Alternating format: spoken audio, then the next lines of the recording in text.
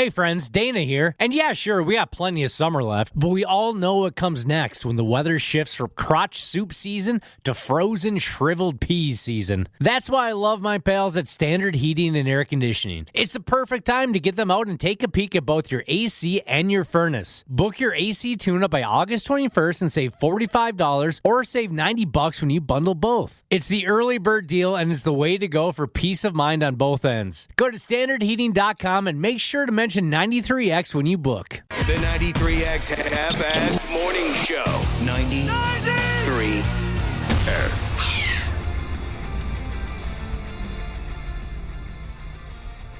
I'll be damned.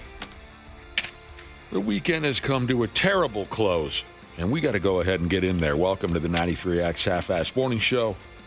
Hope every damn last one of you had a wonderful weekend. How you doing over there, Cubby? Great. Actually, very good. You look good. Thank you very much. Yeah. Today is Flamethrower Eve. I ordered a flamethrower just like you did, and it's showing up tomorrow. Same Awesome. exact one. Proud of you. You looked like you're having so much fun. Your wife talked me into it. You said how great it worked, so I can't. Yesterday, I was walking around my yard looking for my victims. And so I just got to go get a propane tank. I've only got one hooked up to the grill, so I'm not taking that one. And I'm going to kill all the weeds in my yard tomorrow. Well, there you go. Today's Flamethrower Eve. Tomorrow it shows up on your front step, huh? As the kids say, just one more sleep. I'm very excited. Maybe we should, with the state fair coming up, maybe we should put on some kind of a display. Yeah, I wonder. They might sell them there. It's possible. They probably do. Maybe we should put on some kind of a display at the in the horticulture building. All the 4-H kids are crying. That's my pride crop. Right. Well, I didn't mean sabotage the. There's the corpse flower. It blooms once every 10 years, and we're just taking a flamethrower. I'm just saying, do a little maintenance around the property. I like that idea better. Not looking to hurt any 4-H kids' feelings. Well, Cubby, welcome to the club. Yeah, thanks. I'm pretty pumped. Can we transport these weapons across county lines? I haven't looked into the laws of being a flamethrower owner. I don't know either. It's a good question. Because I might be making a trip to see my mother this weekend. And, she's got a garden, and we hate her garden, and we wish it would go away. I just realized, are there any rules and regulations in certain cities about these things? I don't know. If I don't know, I can't get in trouble for it. Yeah, don't look it up. Yeah, don't tell me.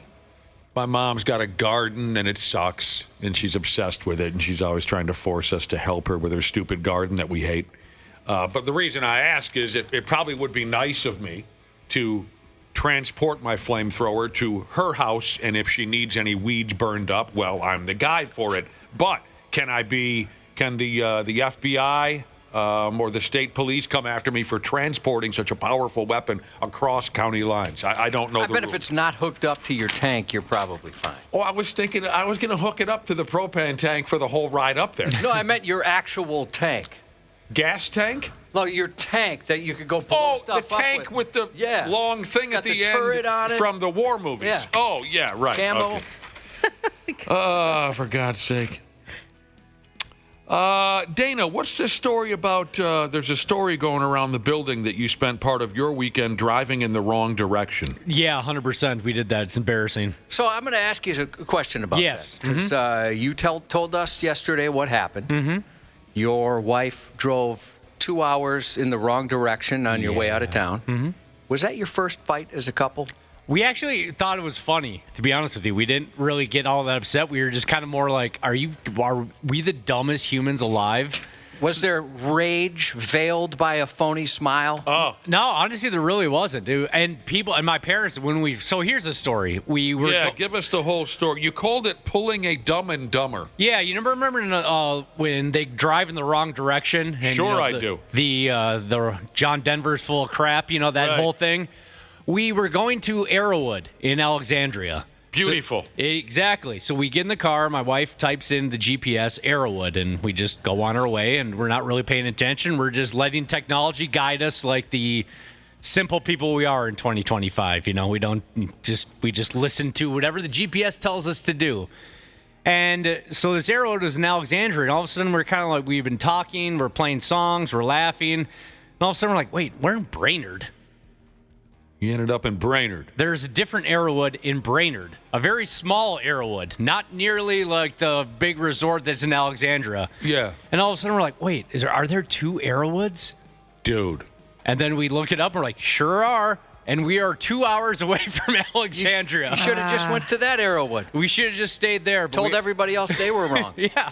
What? You didn't tell us which one to go to. You know what you need to do, Dana? You need to get a husband that doesn't trust you with anything having to do with directions or honestly anything of importance. He always double checks everything I look up. Even if we're going like 20 minutes away, he'll check his GPS quick and make sure we have the fastest route and that we're going in the right direction. There is no worse navigator than my wife. She's looking at a map, looking at her GPS, and she'll send us in the wrong direction. That is not an exaggeration. That just happened like 2 weeks ago. Or does she wait last minute to be like, oh, yeah, you got to take this exit. Oh, there it goes. That was my follow-up. Turn right here. Now! Yeah, she's the worst. I'm the same way. Or, Josh, I will point to the right, and I'll be like, yeah, take this left. He's like, what? What left? What are you talking about? Wait a minute. You're pointing to You don't know your rights and lefts? Yeah, You're pointing to the right, demanding he takes a left? Yep, just completely airhead. Which do you mean? The point or the verbal cue? So, Which do you mean when you say that? So usually it's listen to what's coming out of my mouth, not what I'm doing with my hands. Gotcha. so Dana, you go all the way to Brainerd. Mm-hmm. 2.5 hours in that wheelhouse? Yeah. And you realize you've gone to the wrong resort. Then you have to head on west to Alexandria. How long does it take you to get to Alexandria from Brainerd? We turned a 2.5 hour drive into about a 5 hour drive. Props to you for still going. How did you figure it out, by the way? How did you realize you're at the wrong one?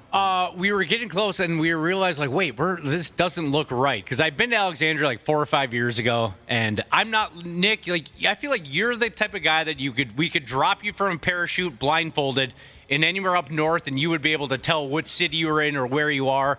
I don't know anything about that type of scene. You know what I mean? I have a horrible sense of direction, but I have been to a lot of places. You have. I think I could figure it out after I walk around for a little while. Sure, but you don't have that skill set. Okay? No, I didn't really go up north much as a kid.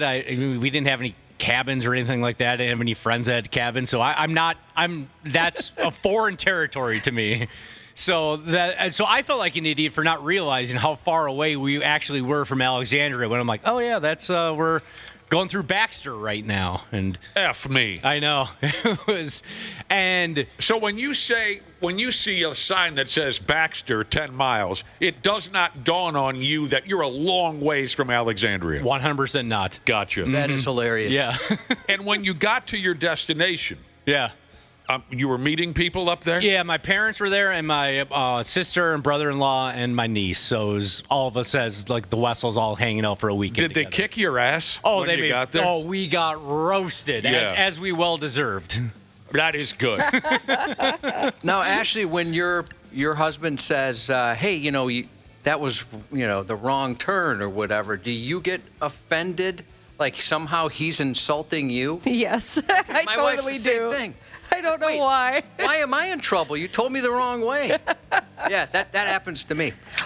Then you look at the GPS. It's not my job anymore. Yeah, and to be clear, the reason that she was holding this, we had a rental moving truck, right? So she's holding the GPS, telling us which way to go. Yep.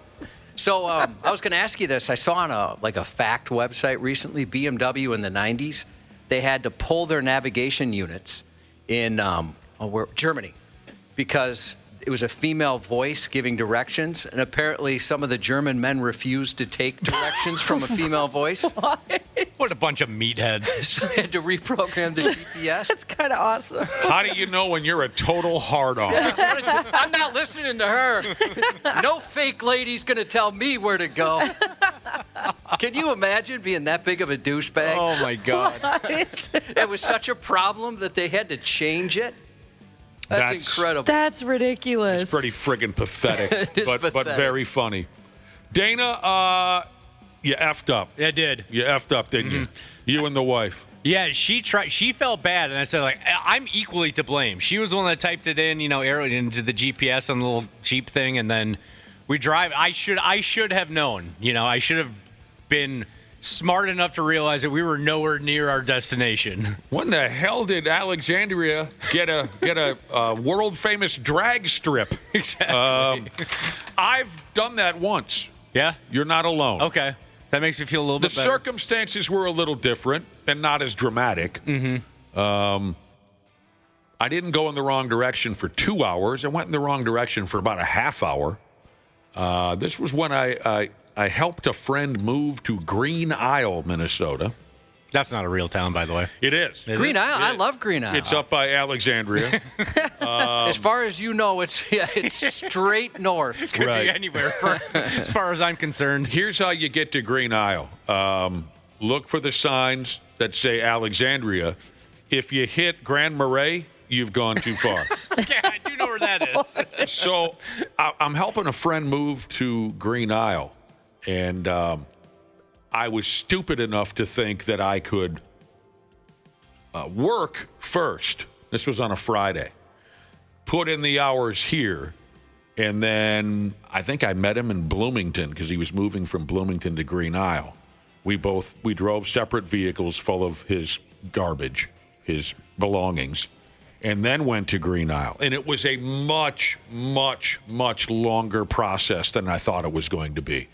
This dude had way too much stuff for a single guy. I thought, I'll go to Bloomington, I'll load up some of his belongings, go to Green Isle, kick him out the back of my vehicle, and I'll be headed for home relatively quickly. It took forever, and I was so effing cooked by the end of this process, mentally and physically, that by the time I got in my vehicle to leave from Green Isle to come back to civilization, I was a zombie. And so I just wasn't all there and ended up driving a half hour. I don't remember if it was east, north, or south. Pardon me. I don't remember if it was west, north, or south. I meant to be going east. And it just dawned on me, oh, for Christ's sake, I'm going in the wrong. But I was just mentally unhinged at the time. But it can happen. At least it was only a half hour. It was about a half hour when I realized, and all I wanted to do was go home. Oh, I would have been so angry with myself. I was really pissed off at myself. But again, I was in zombie mode, totally autopilot. Do you know what the one silver lining of driving 5 hours to go to a place that was 2.5 hours away?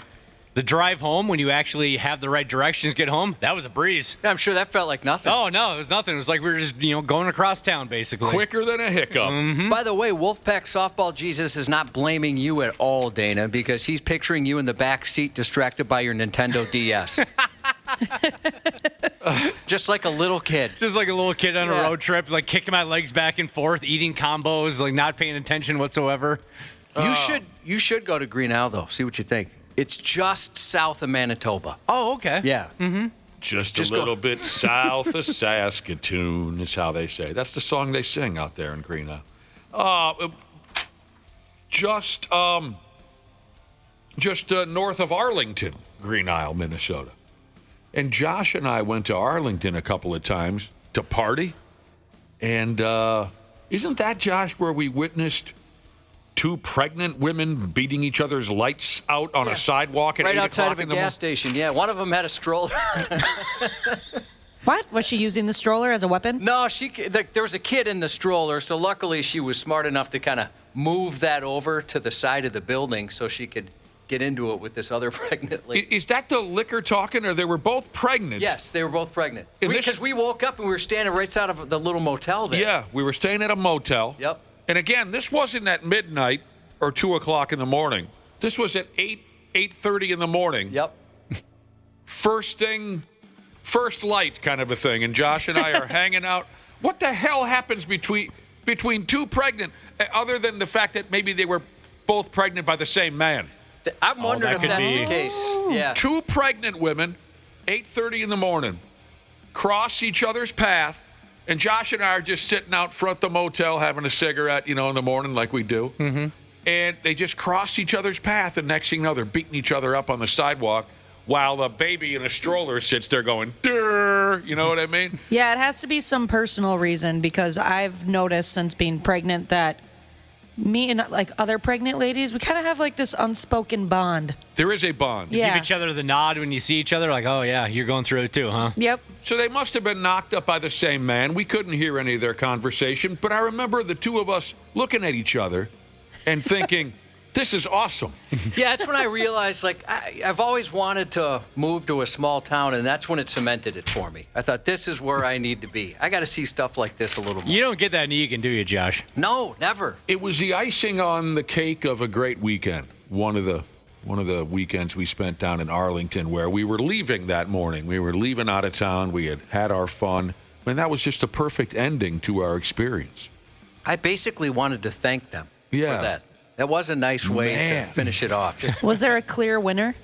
I don't remember. No, it was very quick, and it was kind of like, I think they both lost. yeah, it was. You could tell neither one of them were seasoned fighters. That's for sure. Just flailing the arms. Gosh, that'd be exhausting. I was praying we were going to see some boobs. Yeah, just a wardrobe malfunction somewhere. Oh, Yeah. We were kind of blinded because the sunlight was hitting their sequined jeans. You know what I mean? And I was kind of blinded by the sun hitting the sequins on the, those on the ass. Oh, where it's yeah. just- Yeah. Oh, God.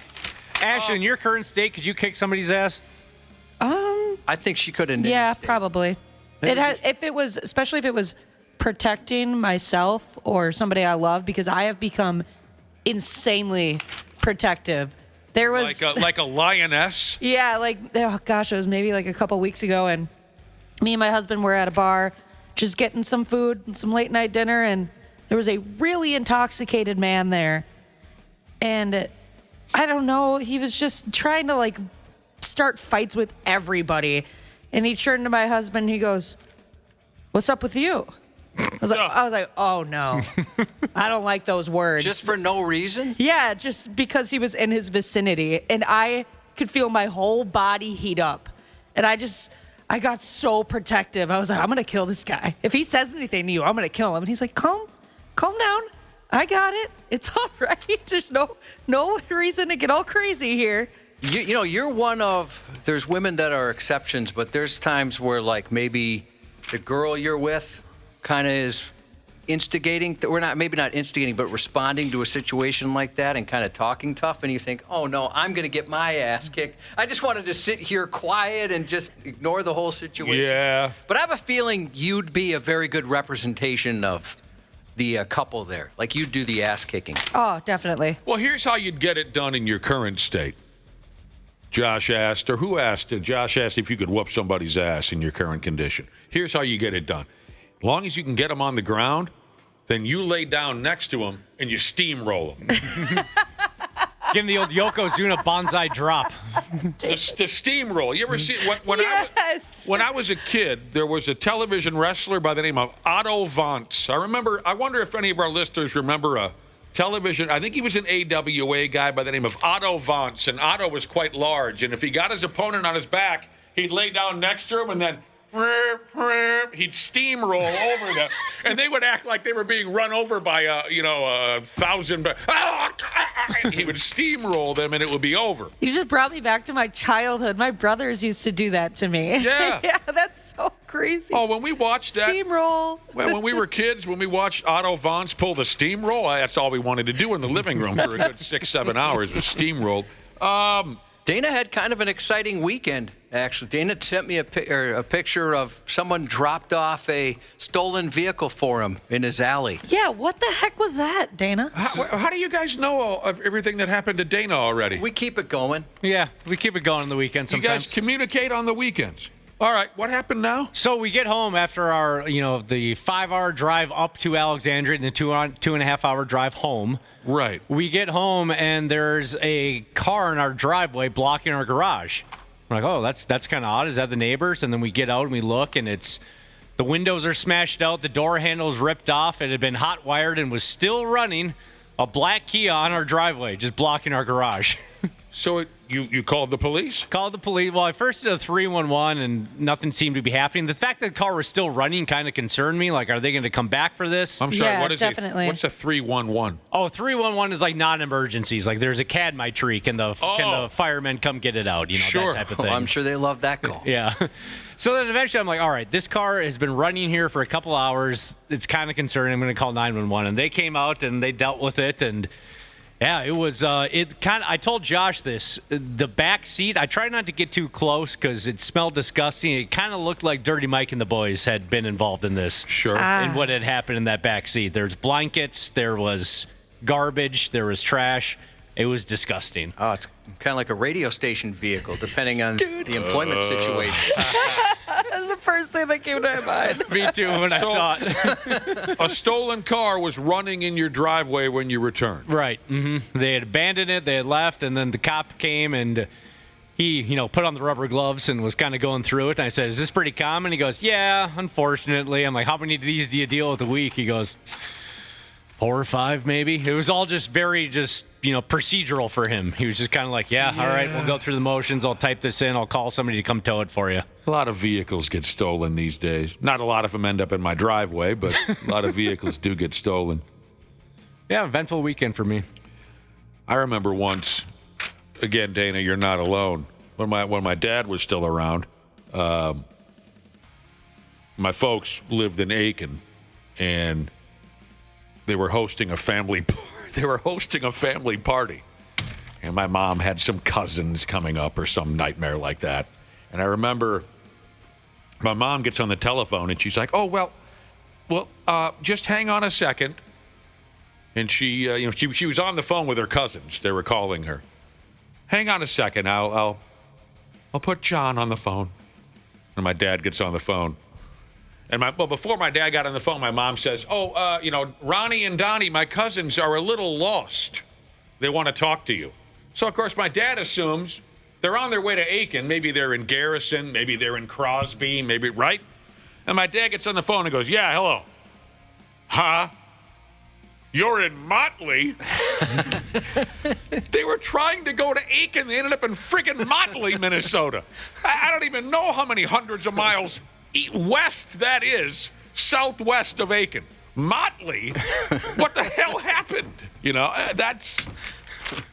So he had to say, "Well, you go this way," and that being a retired over-the-road truck driver. Oh, yeah, I bet that's really useful. My dad could get you to Motley and Aiken. He could tell you he could do that pretty easily, but I'm like, how? That's missing before you pulled your stunt this weekend.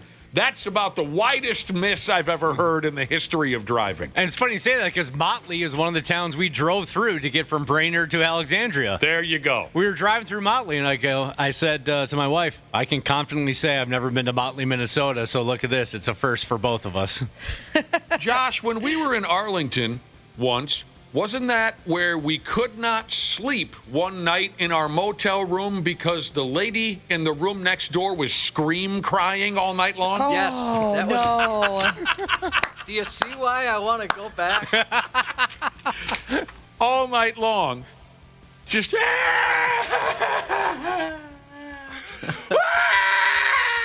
a grown woman in the room next door. And Josh and I are just trying to get just a couple hours sleep before we could. I thought, what is going on in this friggin' town? Yeah, that's where I got called pretty boy, and nobody had ever said that. A pretty boy. I was laughing, so I'm like, that's never happened before. Is that a compliment? Is that an insult? What are they trying to do here? Maybe for Green Isle, I'm like a 7. He said, "Step up, bitch." Yeah, I jumped up to like a 6 or a 7, maybe. Yeah, they call Josh the Green Isle 7. Did we ever consider going next door and asking that lady what she was crying about for 6.5 hours? Definitely considered it. I thought somebody gave us an answer like, "Hey, it's cool, we're familiar with who that was." I don't remember. I remember this much, though, that Josh is a snorer, and he was snoring. Once we did finally get to sleep, Josh was snoring so badly that I got up and I got in the other bed. I hate having to do that. What is it, Monday? It is, yes. It is Flamethrower Eve. Flamethrower Eve? I'm so excited for you. Thank you. You want to come over for a flamethrower party? Yes. Josh, when you get done, I want you to you flamethrow all those weeds, and then I want you to light a cigarette with it just to enjoy your work, like a post-sex cigarette. Sure, maybe, or I'll get some ingredients for s'mores today.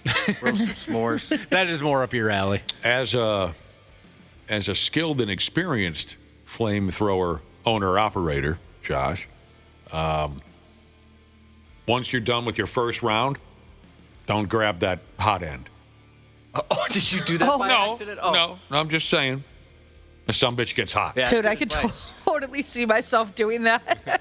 And All you right, know what? job well done. I'll just grab it from right here. Don't grab the hot end. Put that down, Summers, and let it cool for a while. But, in the directions, Josh, it's going to say don't turn it up too high. You're going to want to turn it up too high. As far as I'm concerned, too high is the only mode it has. Okay. Just so we understand each other. Well, yeah, why does it even go to that mode? They if tell you not to turn it up that high because you'll blow yourself up and you'll end up in pieces. But go ahead. Turn it up too high. It's fun. All right. Later on, Randy Shaver and Brad Ryder, I think, will be ducking into the mix. How we doing with Rock the River? Folks are buying up tickets to Rock the River coming up. When is that again? Middle of September? September 19th. Yeah, it sounds like tickets are moving. So all right. If you're interested, jump on that on 93x.com. If you want to go on a boat ride with us. Have you missed out if you wanted to go? We're rocking the river again in a little over a month. Go to our website, get yourself situated, buy a ticket. We'll hang out, we'll eat, we'll drink. Then we can share some more of these stories, in person. And what a thrill. What a thrill that would be. Maybe we could stand right there on the dock and we each shoot our flamethrowers up where they intersect at the top and folks could just walk right underneath our... Who would I contact here at the Half-Assed Morning Show if I didn't know how to get to St. Paul? I could help you out there. Not me. Is that you think you're the best for that gig, Josh? I think I have a better sense of direction than you guys do, yeah. And I'm very familiar with St. Paul. Live right by it. Yeah. You sure there isn't anyone else? Anyone else I could contact if I needed to get to St. Paul? Well, properly? Dana or his wife. Dana's wife, Yeah. I think, would be the one. All right, we'll get going again. You're a great crowd. We appreciate you hanging out with us, whether you're in Motley, Aiken, Arlington, Green Isle, Alexandria, or Brainerd. I think that's all the towns that we've discussed this morning, right? Great news. What? The guy that called me a pretty boy is listening right now, and he just texted me. I asked him a couple of questions about it, and this is the guy. Oh, well, let's say hello to him. Hey, ugly. Good morning. Mediocre at best trucker Jesus. Is he a mediocre at best just trucker? At best. Well, I got to tell you, that was good fun. That's crazy. I love this place. Yeah, and he's the one and only. I'll never forget my first, and he was my first and only. Thank you for that. That guy is, he was spot on with his assumption of you. Maybe there. Yeah, maybe there. All right, we'll take a little break ski, and next time you hear our voices, we'll get into the Stupid News Report. Thanks for listening to the Half-Assed Morning Show. 93X Half-Assed Morning Show. Hey friends, Dana here. And yeah, sure, we got plenty of summer left, but we all know what comes next when the weather shifts from crotch soup season to frozen shriveled peas season. That's why I love my pals at Standard Heating and Air Conditioning. It's the perfect time to get them out and take a peek at both your AC and your furnace. Book your AC tune-up by August 21st and save $45 or save $90 when you bundle both. It's the early bird deal and it's the way to go for peace of mind on both ends. Go to standardheating.com and make sure to mention 93X when you book. This episode brought to you by Progressive Insurance. Do you ever find yourself playing the budgeting game? Shifting a little money here, a little there, and hoping it all works out? Well, with the Name Your Price tool from Progressive, you can get a better budgeter and potentially lower your insurance bill too. You tell Progressive what you want to pay for car insurance, and they'll help find you options within your budget. Try it today at Progressive.com. Progressive Casualty Insurance Company and Affiliates. Price and coverage match limited by state law. Not available in all states. Welcome to NFL Flag. Are you ready? Yeah! Are you ready? Yeah! No matter who you are, lace up your cleats, smear on your eye black, step out on the field and chase something. Chase a goal. Let's get it! Chase the big time. Get that, lady! Chase rings. Chase gold medals. Chase all of it. It's all up for grabs now. NFL Flag. Chase something. Visit NFLflag.com to find a league and start the chase today. Stupid news on the Half-Assed Morning Show. Here we go. Stupid news.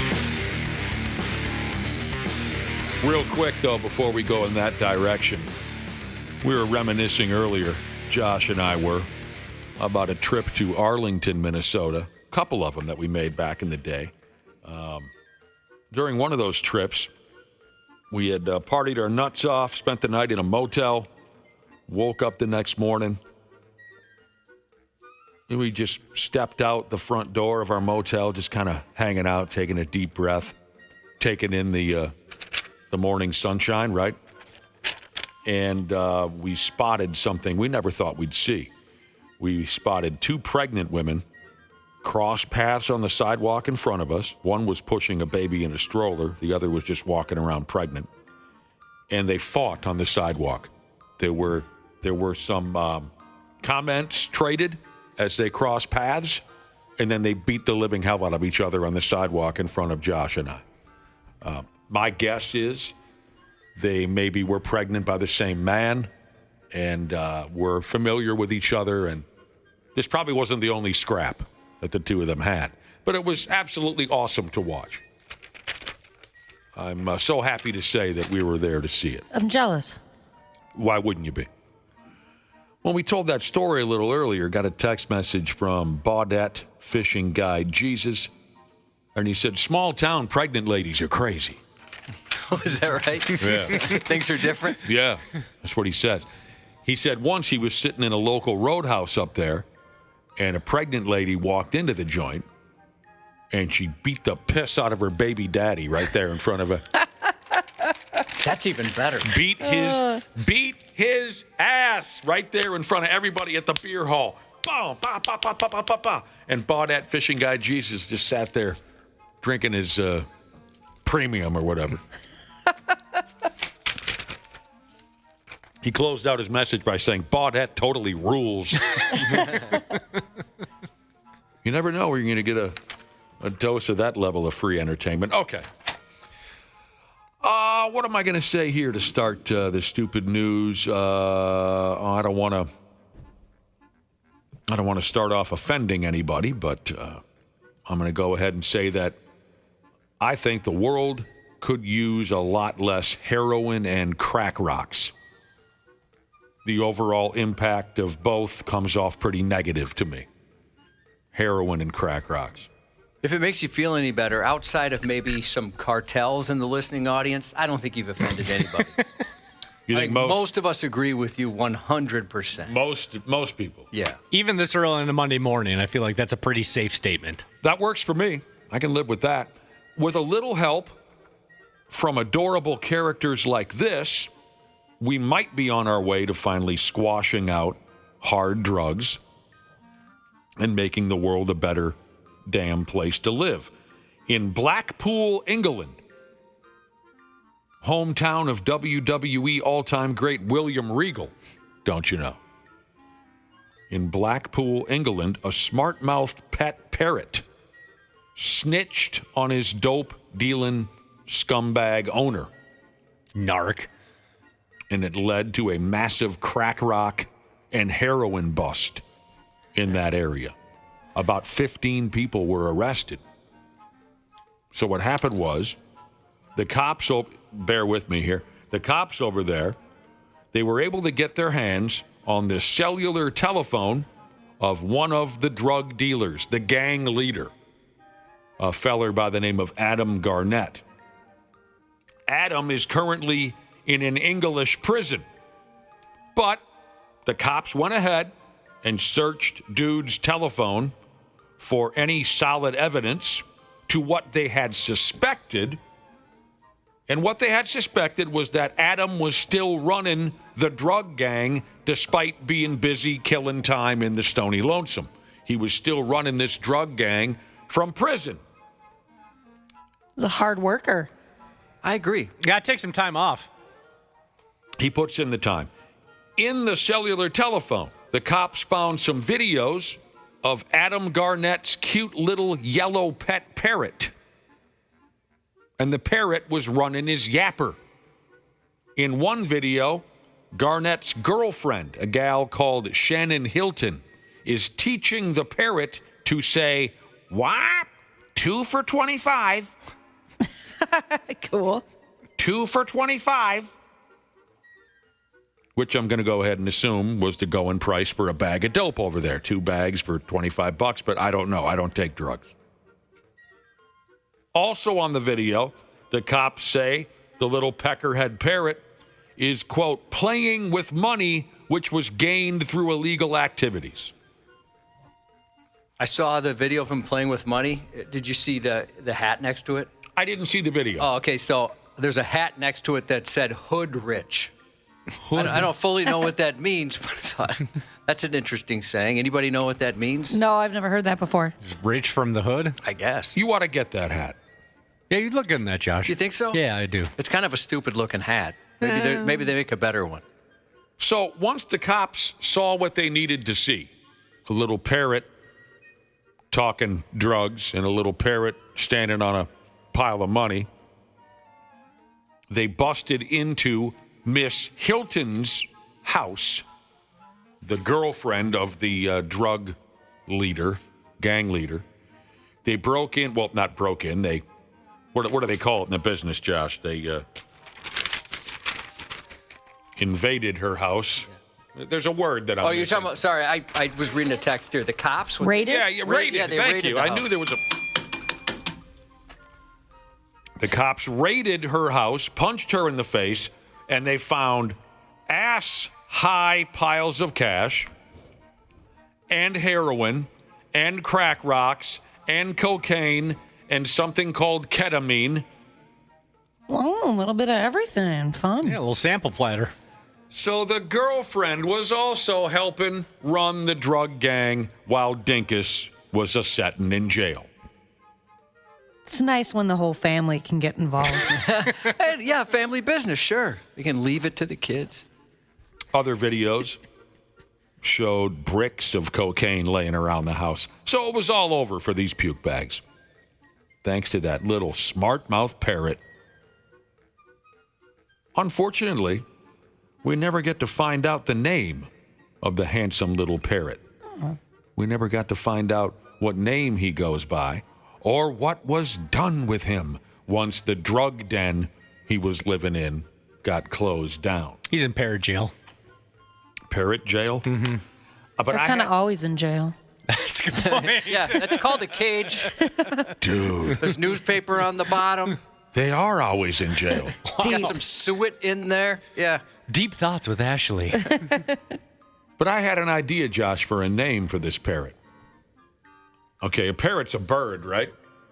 It is, yes. Fair enough. He played a role in busting up a big crime syndicate. Yes. Elliot Nest. Very like it. good, sure. Mm-hmm. If you were walking down the street and a parrot offered you the opportunity to buy some drugs from it, I think I'd have to do it. Just out of just pure amazement and respect. Like, wow, that parrot's dealing drugs out here grinding on the street. I feel like I'd have to give him 25 or 2. Got to pay for them crackers. Mm-hmm. I understand. What about Pablo Escobar? Dude. That's good, too. Yeah, I'd buy drugs from a parrot, but he's not getting any of my money. He's a parrot.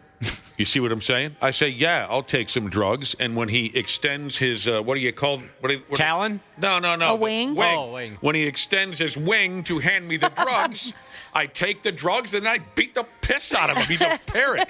He's not getting any. What's he going to do? Right? So I beat him up on the sidewalk, and I take the drugs, and I still have all my money.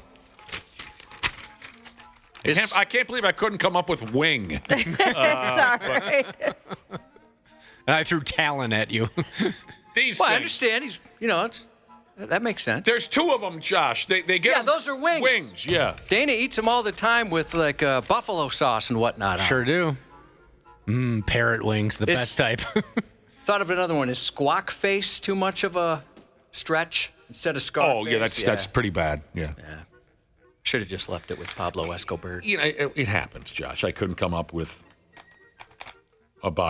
the most important body part on a bird. I couldn't come up with what they're called. What makes them birds? Yes, yeah. What is that thing? There's two of them. They get them cooking, and then next thing you know, they're airborne. How about the jack wagons who want to start trouble at the neighborhood boom boom room?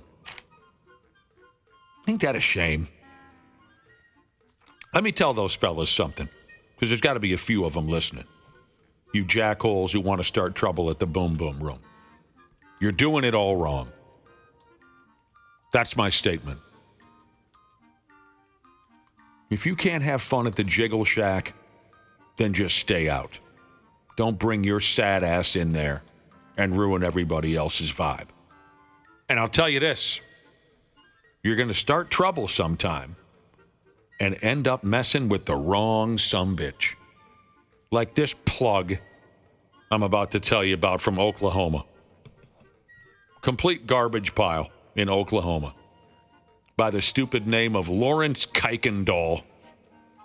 He was at a strip club down there called Bare Assets last weekend. And he randomly attacked the Boom Boom janitor. Dude trying to do his job. You know I have an affection for the Boom Boom janitor. Whenever we would broadcast at Rick's Cabaret for our toy drive, he'd get out there and he on hands and knees scrubbing the stage. He basically was wearing a blouse. They got that fan on there. I thought at one point he didn't have a shirt on at all. Oh, I don't remember that. Maybe I blacked out. He did not wear a shirt when polishing the stripper pole, because if he was, he would get all that oil and whatnot. He was not wearing a shirt, Josh. You must have lost consciousness. Oh, yeah. I was picturing him in like a sheer kind of blouse. And he had long hair. And, I mean, he was... You're close. He had short hair, but no shirt. And we're talking about two different guys. This guy, I'm telling you, everything was blowing in the wind. He had two rags, one on each hand, and he's whippity, whippity, whippity. He's scrubbing the floor, the stage floor. Yep. And then he moved on to the pole, and he's up and down on the pole, shining that thing up before showtime. And Josh just had stars in his eyes watching this guy. You fell in love. Yeah. He was the highlight of the day. So, here we go again. Lawrence Kuykendall is a derelict in Oklahoma. He's at a strip club called Bare Assets, and he randomly attacked the janitor. And by the way, what a gig. Janitor at the Boom Boom. Anyway. Except for maybe like a VIP lounge based on rumor. It's worth it. Oh, yeah. As a janitor at It'd the be Boom worth Boom? it. Working there, night in, night out, I'll clean up a little semen now and again. Wouldn't bother me. I'd like to see that on the LinkedIn job description. Yeah. So you're going to clean up some semen every now and then. Wouldn't bother me. So Lawrence the loser, who attacked the Boom Boom Room janitor, apparently, first off, Lawrence the loser called the janitor a racial slur and then charged at him with a knife out of nowheres. The janitor, by the way, it says here, has a mental disability. But by God, that didn't hurt the janitor's chances in this showdown. I'm telling you right now, and Josh knows this already because he's seen the pictures. The janitor beat the absolute living daylights out of loser Lawrence. You gotta see the pictures of Lawrence's mugshot. It is obvious he took a savage beating. He looks like he got in a car accident. Oh, my gosh. This is my favorite mugshot of the day. His one eye is like, I don't even know what head I'm supposed to be in. Right. It looks like his face got run over by a brush mower. That janitor worked this dude over, and I just love looking at the mugshot after Lawrence got arrested. He effed with the wrong dude. The janitor had a broom in his hand when loser Lawrence jumped him with that knife, and by God, the janitor beat on loser Lawrence until there wasn't much left of the dumb bastard. It was not even close. Enjoy that mugshot it's up on our website. It's about to be. Enjoy that mugshot on 93x.com. Look up the story of the dude who tried to take on the Boom Boom Room janitor. Hilarious. You don't bring a knife to a broom fight. That's rule number 1. Loser Lawrence was taken to the hospital, and he needed to go to the hospital. I've never seen damage like that. That's insane. And then he was arrested, oh, God help us, for assault and battery with a dangerous weapon and racial harassment. Sit there and suck on it, Lawrence. If I am ever in Oklahoma and I find myself at Bear Assets Gentlemen's Club, first question, how much does it cost to get in this sumbitch? Second question, can I meet the janitor? Yeah, I want to meet the janitor, too. And B, I'll just say, dude, you are a pimp. And you know what? I'm cleaning up the semen tonight. Yeah. You take the night off. Take the friggin' night off. I'll be your semen guy. Yep. All right, where's the semen? Oh, man. Is that it? No, someone spilt a milkshake. Okay, is that it? All right. There you go with that story. I hope you like that one. Now here's something I hope you really like. I'm not typically the type of person to be interested in consuming the bodily fluids of other human beings. But, you know, there's all types out there. Maybe a few of you would jump on this.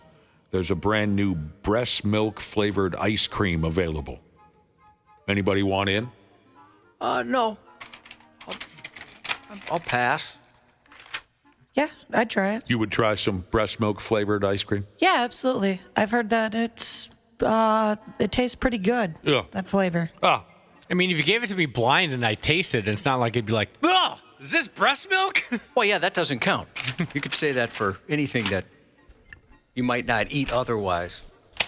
the company that's pushing this swill on us, they go by the name of Frida, Frida. I don't know. Yeah, it's a really popular like mom baby brand. Oh, Yeah, I've quite a few of their products.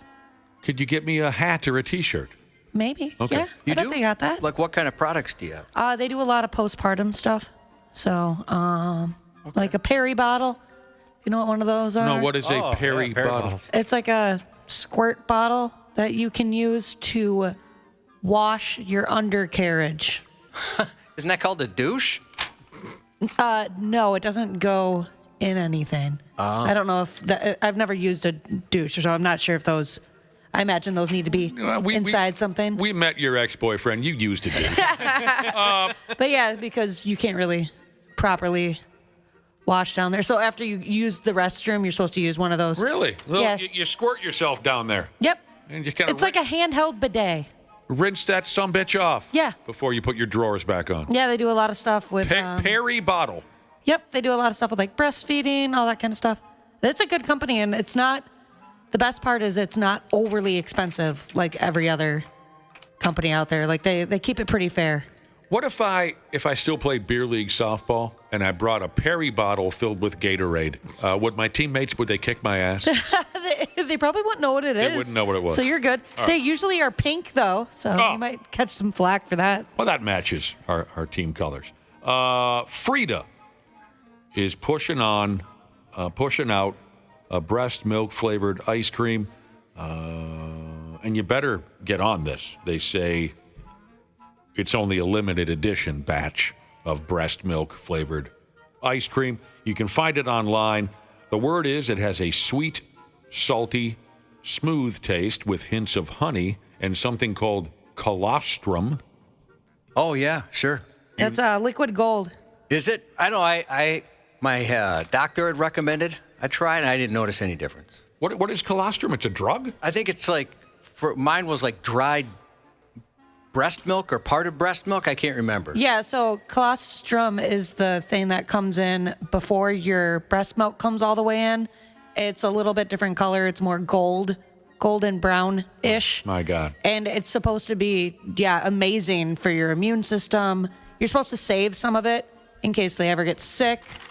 Josh, you better start taking that stuff. Well, that's what I just said. I did. Yeah, it's really good for you. For that reason, back when I was getting sick all the time, And I still got sick, though. Oh. Like about 2 weeks afterwards, so I thought, all right, maybe this isn't it. But I got milk chocolate nip. Did you know you could get that? What? Chocolate nip? No, I'm kidding.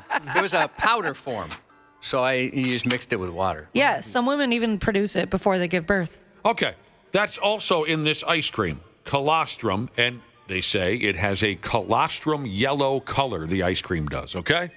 So now that we know what that is, we can... But here's the part where the folks at Frida let us in on the bit. I'm sorry I blew up, but the breast milk ice cream is not made of real human breast milk. But the flavor is supposed to mimic the taste of the real terrible thing. That's just silly and unnecessary is what that is. Okay, people are texting in about a Frida song. I was wondering about that because I hear like my son and his friends say Frida all the time. I don't know Frida. Yeah. And I'm assuming it's not this brand, I would imagine. I don't know Frida. Frida's a singer? Couldn't tell you. I just said, listen to Frida. You should make them feel silly the next time they talk about it then. Are you talking about the thing that makes Perry bottles? And then explain that to him and his friends. Hand him each one a Perry bottle. Here you go, kiddos. Cubby, someone texted in to say breast milk is great for weightlifters. Oh, yeah, I know that. I wonder if my brother's ever chugged breast milk. He's one of those big... Probably. Gorilla weightlifter types. Yeah, I heard there's quite a market if you end up overproducing and want to sell some of it. Yeah. I should ask my brother. Well, maybe he's listening. Hey, twin brother, if you're listening, text me. You ever drank breast milk, you sick bastard? Ashley, would you do that if you overproduce? Would you look into selling it? No, I would donate it to the hospital because, yeah, they do that for moms that are unable to produce breast milk or can't feed or whatever it is. Well, maybe could you donate it to me and then I could sell it? Yeah, sure thing. Yeah, my mom overproduced like crazy, so she donated it all. And I think that's really sweet. And I want to do something like that. What about that money, though? Yeah, I know. My husband's trying to talk me into selling it. And I'm like, I don't know, man, because then we got to like meet up with the person. And I don't know if I want to meet up with the person that's buying breast milk. Meet me in the White Castle parking lot. Yeah, I have a feeling it's not going to be a mom. It's going to be some random dude that's going to be a little sketchy. Well, one of my bros, who is very much a random dude, he once went and bought some breast milk from a lady. Did he do it for his wife? Oh, no, wait a minute. Yeah, he did. He bought breast milk from a lady at her private home. Was it for their child? Yes. Oh, okay. For a baby that he made. I'd want to see maybe a birth certificate. I want to know where that's going. Breast milk is good for weightlifters. Can I tell my psycho weightlifter story again? Yes. This is when I was a much, much younger man. I used to go into a gym, and I would just walk on the treadmill. I didn't last long there, but I saw some things and experienced some things. And one of them was I overheard a conversation between two dudes who were humping on those free weights, you know. Sounding like Stallone, you know. Yeah. And here comes one dude, and he's just blown up to beat hell. Just massive. And he's wearing his sunglasses inside the gym.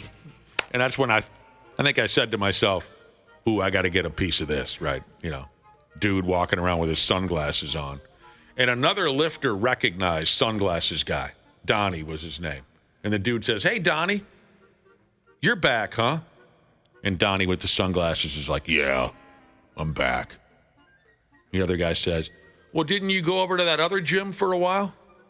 He goes, yeah, I was there for a while, but I didn't stick around long. And the first guy goes, why? This is exactly how it played out. The guy said, Donnie with the sunglasses, he says, couldn't get a good workout in over there. There's friggin' chicks everywhere wearing the friggin' spandex with and the thong bikini bottoms. Can't get a friggin' workout in. I guess if you're an animal, you can't. Oh, my gosh. Yeah, keep that dude away from women. Yeah, and the first guy goes, okay, bruh. Nice to see you back. And I thought to myself, why did that cause an eruption of rage? Yeah, that guy needs to be watched by somebody. I thought, okay, this is not where I need to be spending any of my free. The dude, I mean, veins popping up. Just the idea that these chicks would get in the way of his workout. He completely came uncorked. Meanwhile, you're probably thinking, oh, wait, what's that? What gym? What's their membership price? Exactly. Is it cheaper than here? I thought to myself, that sounds like a pretty nice place to me. They might need some spotters in the squat rack. I should probably go over there and check things out. Don't interrupt Donnie, anybody. He's trying to curl a bus over here. He's serious. All right. I should mention the colostrum I took was cow milk, not people milk. Cowlostrum. Yeah, cowlostrum. Okay. Yeah. And you took a little pill every day? It was like a powder. Powder. Wow. Did it have any taste to it? I can't remember if you said so. I don't remember. I'm sure it had something. All right. Steak. Oh, yum, dude. That'd be awesome. Before we go, speaking of all this healthy stuff, and you'll have to help a pimp out with this here. A 32-year-old dude out there in California, he was caught shoplifting $1,500 worth of merchandise from 3 separate pharmacies. $1,500 worth of stuff he snatched from 3 separate pharmacies. And part of what he stole included 21 bottles of probiotics. What the hell are probiotics? It's for your gut. It helps your gut out. Do you ever watch? Have you ever seen the commercials from Jamie Lee Curtis where she's talking about the poop yogurt? No. That's got probiotics. Well, a lot of yogurt has, maybe all yogurt, I guess. Helps you take a deuce? Yeah, it kind of helps your stomach, everything going on in there, the biome. Huh. So this guy must have either he's he did have 2 fentanyl pipes on him when he was arrested. Balance. He likes so he likes to smoke fentanyl, whatever that is again. So either he was out of his mind on drugs and didn't even know what he was stealing, or he smokes fentanyl and likes a healthy stomach. I don't really know. He broke into he stole from a CVS, a Walgreens, and a Safeway grocery store. It says here now he planned to resell the probiotics. They are expensive. To whoever is out there on planet Earth who would be interested in buying secondhand probiotics. I don't know if there's a market out there. I would assume the guy uses fentanyl. He's going to put some fentanyl in the probiotics or something like that. Really? When you assume there's going to be a drug relation. I have no idea. I don't really exactly know what fentanyl is and what form it is. I hear about it all the time, that it kills folks so easily, but I don't know anything about it other than that. I've never just bought probiotics. Ashley, you said it's expensive? So expensive. Just like pills or something? Yeah, pills, powder, drink form. It's everywhere now. Is fentanyl in pill, powder, and drink form? I'm sure there's a market for that. I don't know. It does. Some fentanyl Gatorade or something. Yum. Jesus. Get hydrated while getting high. Should we get the orange Gatorade or the fentanyl Gatorade? Yeah, they spell hydrated that way. H-I-G-H. And by the way, this guy who stole the probiotics, he's another one. I have a fondness, I do, for the grown folks who commit their crimes and then try to make their getaway on a bicycle. He's another one of those. Yeah, so he has some healthy habits here and there. Few people are texting in on the correlation between probiotics and fentanyl. One person here says opioids cause constipation, so probiotics might help get things moving. Your liver. That's brilliant. Metal grinding deburring Jesus said probiotics are used to cut fentanyl. Cut fentanyl? Yeah, I guess. Yeah, so if you have like a bowl of fentanyl powder and then a bowl of probiotic flour or powder, mix them together. Oh, I don't get it, but that's okay. So you shouldn't. Yeah, I don't get it. I don't get it. I'll never be. You won't catch me with either fentanyl or probiotics.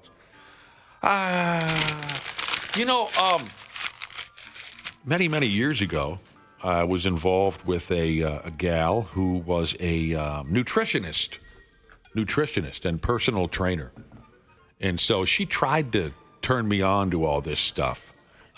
Powders that you put in your drinks to be healthier and this and that. And I never took an interest. So I never tried any of that stuff. I just got to make this statement. She did try to push certain healthy foods on me. And I did try one or two of them. And I have to say that the two worst foods that I ever tasted that were supposed to make you more healthy, one was fat-free salad dressing. Oh, no. Also, that's been debunked. That those, well, I guess last I've heard, fat-free or diet dressing is actually worse than whole fat. Okay. Anyway, fat-free salad dressing was just the most horrible thing. And the other, you guys can correct me if I'm wrong, because I think this was meant to be a healthy substitute for something else, was spaghetti squash. Oh, dude, what? I love spaghetti I like squash. spaghetti squash. She wasn't making it right.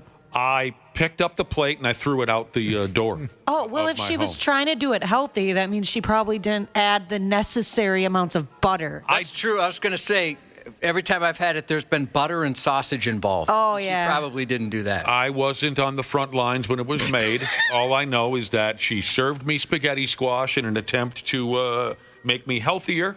And I took one bite and I almost puked. And I opened up the back door of my home and I threw the plate outside. Shortly followed by your girlfriend. I definitely can't imagine seeing you eat some spaghetti squash. Oh, God. What do you got there, Nick? The first part of that title is wonderful. Yeah. And then it was just awful. Sports on the 93X Half-Assed Morning Show. That's well hit, right center. Yastrzemski turns at the wall, and it's gone. And Luke Keeschel continues to be an impact bat for the Minnesota Twins since coming back from the injured list and has a walk-off hit in an 11-inning game. Well, who else would win the series over the weekend for the Twins? Who else other than Lukey Keeschel did it again? This dude's awesome. Yeah, total stud. Oppo-dong. He went Oppo-dong in the 11th inning to beat the Royals. Yeah, I don't know. He's got a hit in all 12 of his big league games. I was reading some other effing unbelievable stats about this kid and what a wicked run he's on. It's only 22 as well. 20 friggin' 2 years. So the Twins beat the Royals yesterday and won the series. Now they're playing against the Yankees tonight. Ugh.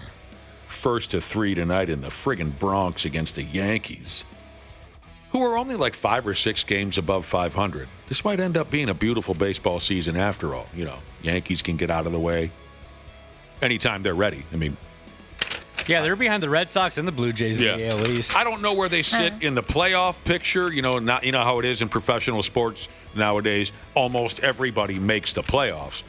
So maybe it would be too bold of a statement to think that the Yankees would miss the play. But just get them out of the way, you know, a little earlier than usual. They don't look like they'll stick around terribly long. Twins and Yankees tonight. Ashley over here, wildly pregnant and ready to pop. We thought you were going to have it on Friday. After the show, it kind of seemed like there were some signs. It was a little touch and go there for a while, Yeah. actually. I even texted your husband later in the afternoon. Yeah, he showed me that. I said, are you a dad yet? Yeah. And honestly, thanks for not texting me. I like when people hit him up about it. Oh, yeah, no, I would never bother you. But Yeah. Well, I knew you were just trying to get out of here early on a Friday. Yeah. Speaking of babies and whatnot, the Twins put Matt Wallner on the paternity list. You know what that means. That means he got some. About 9 months ago. Good for him. He and his wife had a baby on Saturday, their first baby. So he's going to get a couple days off. I don't know if he is headed to New York or if he'll sit around at home for a little while longer. But there you go. Congratulations to Matt Wallner and his. They had a little baby. Randy Shaver and Brad Ryder will be here at 7:30 to cover the rest of this nonsense. Before that, stick around. Josh's news report is coming up next. The 93X Half-Assed Morning Show.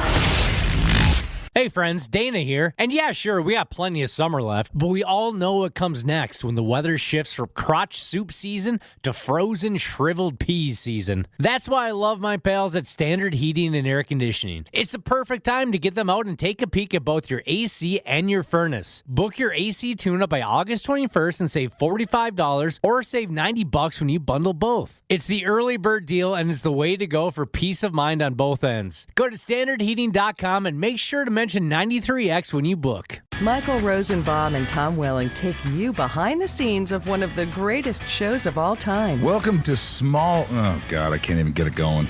Welcome to Talkville, folks. Where it's fun to talk about Smallville. I don't think you really know what you're doing on a television show until you do a podcast about it. I've learned so much. So what did we do again? I don't know. Let's rewatch it and do a podcast so we know what we did. Talkville, the Smallville Rewatch podcast. Let's get into it. Follow and listen on your favorite platform. Half-assed morning show. They are in an alternate reality than ours. They are in that rock and roll rock reality. They surround themselves with these professional dickheads. And I'm not even really sure if they're aware, you know? I don't think they're aware of how much they suck. 93X rocks. He's done this before, but was punished for those things back then, and some of the things you can prove and not prove when he does these things. But he has shown up with diapers on and approaching people in the past. Yes, he has. Yucky. A man wearing nothing but a diaper walked up to a young girl, yelled "goo goo gaga," then asked her to change him like a baby. Oh, boy. Police say it happened just before 6 p.m. July 29th near a school in Tyler, Texas. The 11-year-old was riding her bike when 45-year-old Wesley Worrell, wearing only a diaper, with a pacifier hanging from his neck, stepped out of his truck, made the baby noises, and asked for a diaper change. When the girl rode away and went for help, the diaper-wearing degenerate drove off, but not before a witness took down a partial plate number and surveillance video captured images of his pickup. The wildest thing I've ever heard. What he likes to do is come out in diapers. He ought to be put away. He's been caught for, prosecuted. Why isn't he put away? Good question. Mr. Anderson. To this poor old guy, it's like, just back in my day. How did they get a comment from Mr. Anderson from Beavis and Butthead? The look on his face of confusion and disgust. I bet. We got a description of him, and we put two and two together, found out that Wesley Worrell got warrants and arrested him, a police spokesperson said. Turns out Worrell has a perversion nearly 3 decades of parading around in diapers that hasn't pacified. He has a long history of targeting young girls going back to 1999, including public indecency, wearing diapers in public, and stalking his ex-girlfriend. Whoa, he's like one of the OGs then. And these types of guys, they just got to lock him up forever. What's that? He had a girlfriend? Well, he claims that. There's a like kind of like a saying meme type thing that goes around on the internet. And it's like when something like this happens, people say, men used to go to war. I think you're right, Josh. I think all anyone could do with this guy is probably just put him away forever or somehow disable his pee-pee. Yeah, he's not. Is there this guy's not getting better. Is there a pee-pee disabling advice? Maybe like a cigar Did I say cutter? advice? You did. I meant device. Cigar cutter. I knew what you meant. Oh, my God. Gee. That gave me the willies. Oh, yeah, my toes curled up when you said it. That was good, Cubby. That was good. A Maryland teenager posed as a police officer, pulling over unsuspecting drivers in fake traffic stops. Authorities say 19-year-old Jaden Ballard got a hold of a marked Maryland State Police uniform and even had access to a squad car, which he used to conduct the stops. Investigators later learned Ballard had been living with an actual state trooper who they met during a ride-along, and then another, and then another, and then a lot of ride-alongs later, they became friends. The trooper befriended Ballard and eventually offered him a room to rent. But according to police, the trooper discovered his new roommate had taken photos wearing the trooper's uniform. He posted them on social media and also sent pictures of himself in uniform to a woman on Snapchat. Mm-hmm.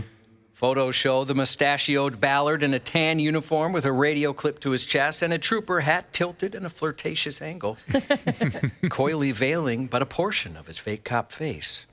The non-make-believe trooper immediately reported this to his supervisors and asked his live-in law impersonator to move out, making it clear he never gave permission to suit up in the uniform or certainly steal the squad. At the time, Ballard was also a volunteer firefighter, but the department put a stop to that. Maryland State Police say Ballard's roommate at the time, a Maryland State trooper, is suspended with pay. Ballard was a volunteer for the Fruitland Volunteer Fire Company at the time of the incident. The fire company confirmed that Ballard is no longer associated with the company. Investigators say the cosplay cop gave a full confession, with the trial set to begin next month. Yeah, another one of those grown folks playing cops and robbers like we did when we were 4. Those troopers don't play about their hat either. That's true. There's a lot of rules. I've asked Shank, the state patrol officer that comes in here, multiple times, like, hey, you think I could just try the hat on? He's, nope, not allowed to wear the hat. Very serious. I'd let anyone wear my hat if that was my regular hat. I'd let you have it. It looks so cool. It's terrible. What? Cool. Yeah, I just want to feel powerful for a second. I always thought that hat was terrible looking. Shank was like, you can hold the gun, but no, you can't touch the hat. Seriously. A man in Australia has gained notoriety for faking seizures in public in a perverted ploy to get strangers to sit on him. Sit on him? What? Dozens of locals reported being lured into helping a man that Melbourne has dubbed Fake Seizure Guy, a weirdo who pretends to convulse on the ground only to abruptly recover and vanish moments later. The mysterious scammer, who's become somewhat of an urban legend both online and on Melbourne streets, seems to almost exclusively target men. Get out that cigar cutter.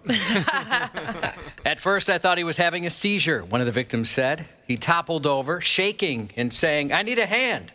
I helped him down, and then he told me to roll him face down and hold his arms behind his back. He was really insistent.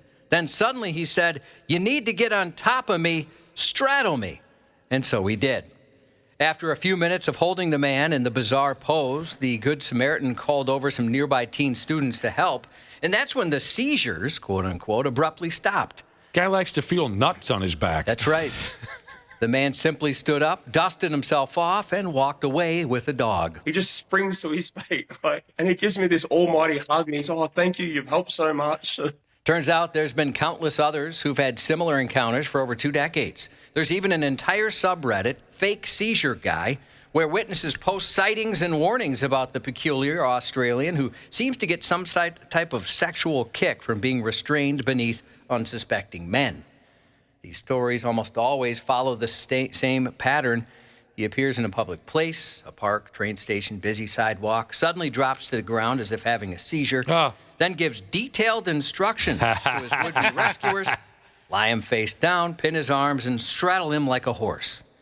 His exact motives remain a mystery, police said, but many believe the answer is simple. He enjoys the feeling of being pinned down beneath strangers' nuts who think they're helping. Yeah, see, even when we were little kids, I didn't like giving my bros a piggyback ride because the sensation of nuts on your back is uncomfortable for me. Yeah, I don't like it either. At least he drew the line at, when the guy called the teenagers over. I can at least appreciate that. Yeah, he's like, I'm not that sick. A Minnesota motorist is on the mend after an unwelcome lead injection to the leg last week, courtesy of a stray bullet on Interstate 35 in Chisago County. At about 10:40 a.m. Thursday, a passenger dialed 911 to report a bullet tore through the driver's side door, lodging itself in the driver's leg. My leg started to hurt, so we pulled over, and I noticed there was blood coming through it. So my wife jumped out and put a tourniquet on it. Deputies responded and heard gunfire in the distance. They fanned out on foot and launched a drone, discovering a group of men shooting rifles at a target positioned in the direction of the freeway. Oh, for Christ's sake. Come on. Proving bad aim can go a long way. Sheriff's officials said the distance between the shooting spot and the unintended victim was more than 1,500 feet. The 48-year-old driver from Duluth was taken to Regions. His 3 passengers left the incident with nothing more than a wild story. The Chisago County Attorney's Office is reviewing the case for criminal charges. There wasn't one guy in that group of target shooters that thought they should maybe point the other friggin' way. Doesn't sound that way. Come the hell on. Unless that guy was like, whoa, you morons. The freeway's that way. Let's turn this thing around where it's not, the freeway isn't. The two Milwaukee men decided to lodge their customer complaint in the modern way, expressing their displeasure by ventilating an auto shop owner after an argument over service. According to a criminal complaint, A 27-year-old man dropped off his vehicle to have the steering column replaced, a $650 job. A witness told police the owner didn't have the right part, so the work wasn't finished when the vehicle owner showed up with 2 family members, including a 36-year-old man and a third sidekick, because yelling at a mechanic is best done in a crowd. The shop's owner's son said 3 men started arguing with his father, then closed in around him before the 27-year-old pulled a gun and opened fire. That was confirmed by surveillance video. As they were leaving, the shooter said he didn't mean to do it, and he was sorry. Mm-hmm. But even with his odd apology, he's still looking at 60 years in prison. The 56-year-old shop owner did survive, but suffered some serious injuries. Didn't mean to do it isn't really going to cut it, is it, Josh? No. That's not going to cut it. Hey, I'm sorry about that. Let's keep this to ourselves. Do not have sex with someone in Mississippi, if I could give you some advice this morning, unless, of course, they're hot enough to warrant mutating your genitals. Mississippi's been going through a bumpy patch lately. The state's in the middle of a major STD outbreak, already dealing with some of the highest rates of gonorrhea, chlamydia, and HIV in the country. The latest CDC data dripping out of Mississippi shows about 1,200 cases for every 100,000 people. They're basically the Petri dish in the Delta. It's getting disgusting. Put another way, in a room of 100 people from Mississippi, there's a decent chance of at least one of them oozing with infection. So if you choose to have sex there without taking precautions, shotgun some penicillin and bleach your balls, or you risk a biological horror movie in your pants starring your crotch. It's not like they're just in competition. Mississippi is dominating the leaderboard for syphilis, gonorrhea, and chlamydia. In fact, their congenital syphilis rate is spiraling so wildly out of control, it's officially been declared an epidemic. Did Motley Crue come through town recently there, or what the hell's going on? Something happened there. Health officials are cranking up the warnings, urging people to get tested, take precautions, and power wash their privates. Wow. 651-989-9393 if you want to text in a joke about my mom. I'm sure they're on their way in, but just in case you haven't done it yet and you'd like to. Using a condom isn't the only way to lessen the dangers of sexual encounters. Another effective measure to protect yourself during a sinful sex session, using a parking brake. A late-night tryst in a parked car sadly turned deadly in Brazil when the rhythmic rocking from the couple's car sex sent their vehicle careening over a cliff. There they go. Hurling their naked bodies hundreds of feet onto the rocky ground below. Game over for both of them? Unfortunately, yes. The 26-year-old man had taken his 42-year-old girlfriend to What? Yeah, that's right. Oh, my damn. To a scenic overlook after a party last Monday to bust that Brazilian nut. But the movement inside the vehicle shifted it toward the edge, tipping it over a 300-foot drop. I saw the car's engine very far away, and the car had fallen almost 150 meters from the accident, one witness recalled.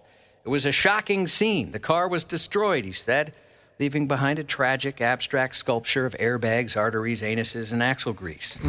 Adding insult to injury, the vehicle then fell another 1,000 feet where the naked body of the boyfriend was found. The body of the woman was recovered later, but the story didn't say where. Not every car-related drama ends in a sex-related tragedy. Some just spark heated debates over who get to ride up front. A new study reveals that the official rules of riding shotgun, a term, of course, from the Old West when stagecoaches employed armed guards to sit beside the driver and fend off bandits. The official rules? The official rules. This, Yeah. according to a survey of 2,000 adults. First, 31% still engage in the ritual. Specific guidelines to determine the rightful occupant are, you just have to call it first. 31%. All right. Physical needs, however, come first. But otherwise, the first to call shotgun wins. So, if you got a physical disability and you need to sit up front, at least 31% of people agree you should be able to. I usually get shotgun because I get so sick. I get so car sick if I sit in the back. Yeah. Okay, that's on the list here. The survey showed disputes are common. 26% have argued over it, with siblings as the main rivals. 30% fought with their own children. Some passengers have even refused to ride in the car due to the tension. And if they don't get All shotgun, right. they're not getting in. Let's chill out. Others will fabricate excuses like offering to help with directions or saying they get car sick if they sit in the back. Yeah, I don't always buy that story, just for the record. To claim that coveted front seat. Oh, my parents know all too well. We would go to Valley Fair once a summer, and every single time without fail. And I don't know why I wasn't sitting in the front after the first time. I would throw up when we were like 5 minutes away from Valley Fair. But then I'd be good after that. Well, just got to get it out once. Yeah, and you're a little kid. You can rebound from that pretty easily. Well, there you go, Cubby. Now we know. Those are the rules. All right. A group of neighbors in California, fed up after weeks of stolen mail, finally caught the suspected mail thief red-handed, and they stamped his guts out. I swear, the universe just parted the sea and was like, here you go, Tim. This is the guy that's been stealing from you. And we're like, there's no way it's him. There's no way we're that lucky. They were that lucky. Residents say their mail carrier was robbed of his mail key weeks ago, and on Tuesday night, they came face-to-face with the person they believe is behind it. Part of that confrontation was caught on video, and it's kind of annoying. You like to steal mail? You like to steal mail? Yeah? You like to steal mail? Huh? Oh. Like to steal? Go ahead. Where are you going? Huh? Oh! What the? And then they beat his ass? Yeah. Unmerciful? The neighbor who shot the video explained when he started filming the man, the suspect tried to swat the phone away, but missed. Armed with pepper spray and pissed off, the resident introduced the suspect to a bukkake level of searing Scoville straight to the face. When that failed to stop him, the suspect charged. But before the mail thief could finish wiping off the first blistering blast, a second fire hose baptism of liquid hellfire came screaming for his face. Then the neighbor decided to unload even more spray. During that incident, one of the residents broke several windows of the suspect's car, and police were called. But unfortunately, the thief managed to get away. Residents hope video of the encounter will help catch that suspect. The guy's voice we heard in the news clip, he insisted on having his shirt off while he gave his statement, gave his little interview there. Well, he was covered in pepper spray. Oh, was he? Yeah, so I don't know if he insisted, but... He kind of looked like he was very proud to have his shirt off on television. Tickets are going fast for the 93X Rock the River Fall Cruise next month, brought to you by Anytime Bail Bonds. Hop on board the Paddleford Riverboats in St. Paul Friday, September 19th from 7 to 10. Gel performing live once again, and a buffet provided by Lucky's 13 Pub. You can check out 93x.com for tickets and info. Let's do it. Chris Hemsworth, 42 today. Joe Rogan, 58. And Hulk Hogan would have been 72. Rest in peace. Happy birthday to my brother, and that's 93X News. Randy Shaver. He farted terribly. On the Half-Assed Morning Show. McCarthy facing a blitz, brings out to the right. He's going to run for the first down. Way to go, JJ. Runs out of bounds at the 35 of the Texans. Clearly, JJ, would have loved to play him all day long, but, wanted to have him in there with some of the guys he's going to be in there with and did not want to play that full group very long with such significant work coming up on Wednesday and Thursday. I'm just so happy to be a Viking, so happy to be a part of this organization and move forward with this special group. I believe that's the voice of Minnesota Vikings head coach Kelvin O'Conrad. It is a beautiful morning, and we've reached a point of our little program where we welcome in a couple of entertaining guest stars, but they couldn't make it. So here's Randy Shaver and Brad Ryder. Oh, gosh. The lead-ins to us appearing on this show just gets better and better. Do you enjoy yourself, Randy Shaver? I do. Glad to hear. The one thing I look forward to the most is what are you going to say leading in? Was it the best weekend ever for the both of you? I wouldn't say the best ever, but it was good. I'm not sure it was the best ever either, but it was fine. Well, that's good to hear. Maybe I was asking a little too much. Is Ashley working? Yeah, I'm here. What's up? What the frick? Yeah, sorry, Randy. Well, prediction isn't for a while yet. Now, wait a minute. Before we get into this, Brad Ryder, you have made a recent prediction. Brad Ryder. Yes, I have. I was trying to remember. I was actually trying to remember what date I picked. Dana has it. Mine is Saturday. I thought Ashley said yours was just this previous Saturday. No, mine is the 16th. Yep, Brad, yours is the 19th. Yep, that's right. Okay, we made. I have mine on the calendar. If you're just tuning in or haven't followed this, we made some fresh predictions for the day that Ashley will finally produce for us the official baby of the Half-Assed Morning Show. We made some new predictions last week. I just wanted to make sure everybody's in. Brad, you're in. Yep, the next one would be Dana, and he guessed Wednesday. So you got it. I was tempted just to make a prediction in September just to give Ashley some anxiety. Well, she gave us a hard out on the 22nd. If she's not done by then, the doctors are just going to go take the kid. Yep. Okay. So, yeah, he's a big boy. So of the 1, 2, 3, 4, 5 of us who are in on the bet, and we have $150 on the line to whoever can. What? No. We have $250 on the line to whoever predicts the correct date. So you're saying, Ashley, next up is Dana. Yes. He has the nearest prediction, which is this Wednesday. Correct. Fair enough. Okay, gotcha. Fair enough. A lot of money to be made on this deal. A lot of money. Well, and the funny part is Ashley holds all the cards here. Yeah, I know. I don't want it to happen so bad. I thought it was going to be this weekend because of the full moon. They say that, stuff like a full moon or a snowstorm, a lot of babies are born those days, but no bit came and went. Now, I have the latest prediction, the latest date, which would be her actual due date, August 22nd. Like Randy Shaver just said, Ashley holds all the cards. I have the latest date. Ashley, don't let me catch you shopping for a jump rope.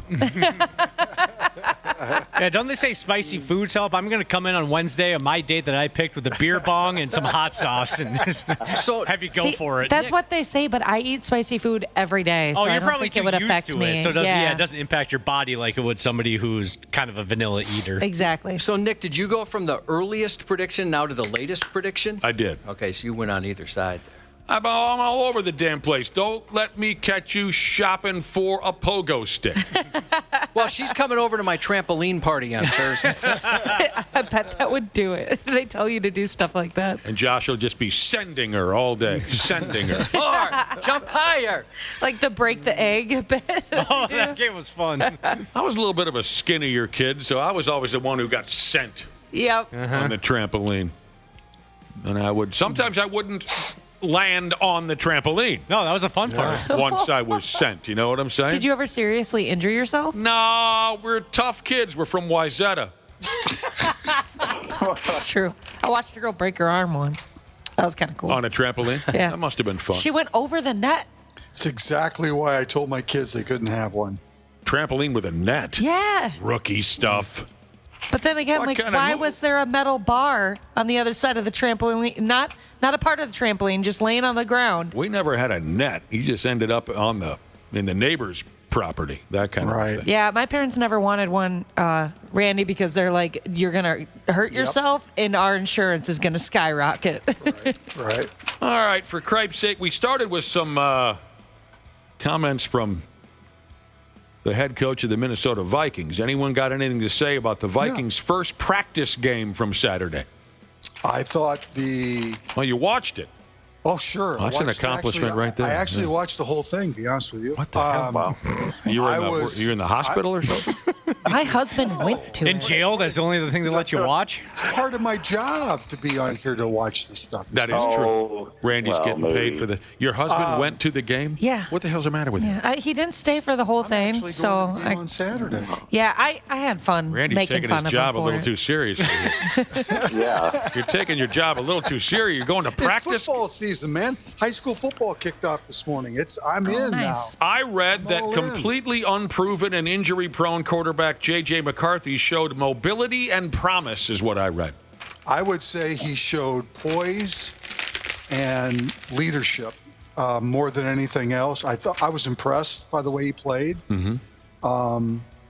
I thought that Sam Howell did a decent job, but I really thought that the kid from the Gophers, Max Brosmer, showed that he's got a chance to make the team, which is pretty impressive. I didn't know Max Brosmer was on the Minnesota Vikings. There was I thought Brosmer looked the best out of all of them. Now, granted, he was playing against their fourth string, but I did think he looked the best of all of them. I mean, that late drive that he went down there and a couple of those fourth down passes. I mean, he was sharp. Yeah, he looked good. I mean, I thought McCarthy. He just looked like he belonged. He looked like they all were on the same page. I mean, Jefferson didn't play. There were some guys, Aaron Jones didn't play. There were some guys that didn't play. But the offensive line had 4 of the 5 starters and did a nice job protecting him. I thought he did well. But again, I thought he was okay. Well, I mean, I don't know what you expected. I mean, all I cared was, number one, don't turn the ball over. Don't go 3 and out. Look like you're going to lead the team. Mm-hmm. Make some good decisions. That run on 3rd down where they kept the drive alive was a nice play. I just thought that he played with a lot of poise. Boy, Conrad must not be so into Sam Darnold this year. I didn't see him out there at all. There was 2 Gophers playing on the Texans too, Nick. Golden Gopher football. Yeah, so that's pretty cool. Josh, did you watch the practice game? Just that drive with JJ, and that was it. I didn't know Max Brosmer. Well, that's great.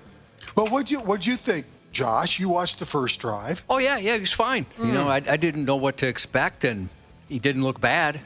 It's funny. We went to a restaurant yesterday, and the people were like, "Oh, you just missed JJ." And I was thinking, I still think Justin Jefferson when people say that. I would think Jimmy Walker, but anyway. Yeah. So I was like, how long ago was he here? And like, last night. I'm like, well, people are still pretty excited if they're saying we just missed him and we're here the next day. People are pretty excited. And they were talking about J.J. McCarthy. Yes. Okay. Where did he sit? You know who the last celebrity was that walked into my favorite bar? Was that American Legion, the last celebrity to walk in there? I missed it. Mike Madonna? No, but good guess. Madonna's been in the past for our broasted chicken in September. When the hell? August 22nd. I keep getting this screwed up with our booze. Isn't it next Friday? Next Friday. Or is it 2 Fridays? When is it? Next Friday. Next Friday. 22nd. Go to our website. Buy yourself a ticket to our big Broast Out Cancer event. It all helps out the Randy Shaver Cancer Research Fund. You've heard us talk about it. Go to our website, get in on the mix. Yeah, Madonna has been there before or recently. No, the last celebrity to walk in, Greg Gagne. Oh, really? Oh, sweet. Wow. Sweet. I missed out on hanging out with Greg Gagne. Impressive. He was telling old AWA stories up and down, from what I hear. I wasn't there. I heard a kid got hurt terribly for the Vikings Saturday, a wide receiver by the name of Rondale Moore, who missed last season also with an injury. First play of the preseason, he was returning the opening kickoff. Is that correct? No, he's returning a punt. Returning a punt, okay. Yeah. Yeah, didn't he mess up his ACL last year? I mean, this guy. Why are you having so much fun with because it's like, come on, that sucks, man. Oh, yeah. I guess we know how to cheer Ashley up this football season when a guy's knee goes shooting a... Poor guy. Just can't catch a break. Yeah. Right, well, he can. In one way or another. This kid hurt himself. He was hoping to make the team as a wide receiver. What about this Jalen Naylor? Now, this could have been the liquor talking, but someone at the bar told me that he hurt himself too? Or is that liquor talking? I didn't see him. I don't think it was that serious. Fair enough. If he did. So they played a practice game. This happened and that happened, and you guys seem pretty dialed into the whole quarterback thing. So there you go.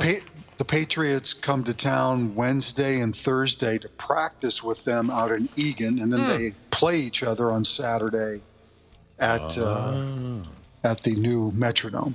So there'll be some fake fights out on the practice field and whatnot. I don't think so. You don't think? What are you talking about? The Vikings don't allow that.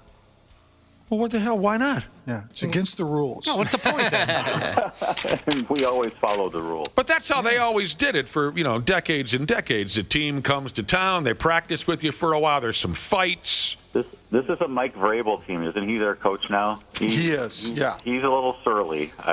There might be a fight or two. Now, this is Drake May and J.J. McCarthy, so 2 great young quarterbacks. So. Here's how you know that maybe you're not, speaking of NFL head coaches, here's how you know that maybe you're not as interesting as you thought you were.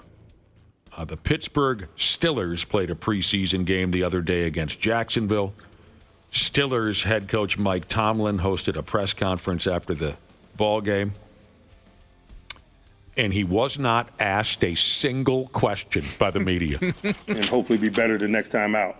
I'll pause and open it up for questions. Anyone? All right. Thank you. That was easy. Goodbye. I'd rather have that. Are you ready to bless the mood? Are you ready to bless the mood? I need some help, please. No, having worked for a team that won 16 NBA games a couple of years, that's happened to coaches that I've been with before, and that's the best thing ever. It's fun. No, it's not the best thing ever. Yes, it is. It's terrible. Because you can just tell them to get up and leave then. Well, I respect the reporters for realizing it was a preseason game and not some tryhard going, all right, Mike, in the third quarter, it was a 3rd and 7, and you called a play action, you know. You still usually get that. Yeah, but he looked kind of pissed off. Nobody asked a single damn question. And he said, thank you. That would hurt my feelings. I'm going to be honest. It reminded me of some of those corporate Zoom calls we used to have, or I guess we still have once in a while, where the big boss will say, all right, anybody have anything? And she'd ask a specific question, and nobody would say a word. That's the worst. It was so uncomfortable. You're just sitting there so awkwardly. Yep. Especially if they make you turn your camera on. Same type of thing. I enjoy that silence and the blank stares into the cameras. I do. And I tell you guys, before all those meetings, I guarantee you I'm not going to say a word. And I think I've stuck to that. Yeah, I don't think you've ever said a word. Nope. I worked at a place once where we had constant meetings, and me and a coworker, we would have a running bet to see who could say the least amount of words in the meeting. Oh, I'd win. And we'd have somebody who would keep track for us, you know. And with the little tally marks, like, okay, that was a 3-word answer. Dana, I'm not a talker. You never have anything to say. Well, when I'm not on the air, I really am not. No, you aren't. That happened one time when Flip was the coach, and after he walked away, I looked at him. I said, you know what? I said, you were so thorough, they didn't have any questions for you. Just too good. He laughed like that. Yeah. All right, now speaking of that preseason practice game between Pittsburgh and Jacksonville. Well, this is kind of a shame. Jacksonville's kicker, a kid by the name of Cam Little, kicked a 70-yard field goal.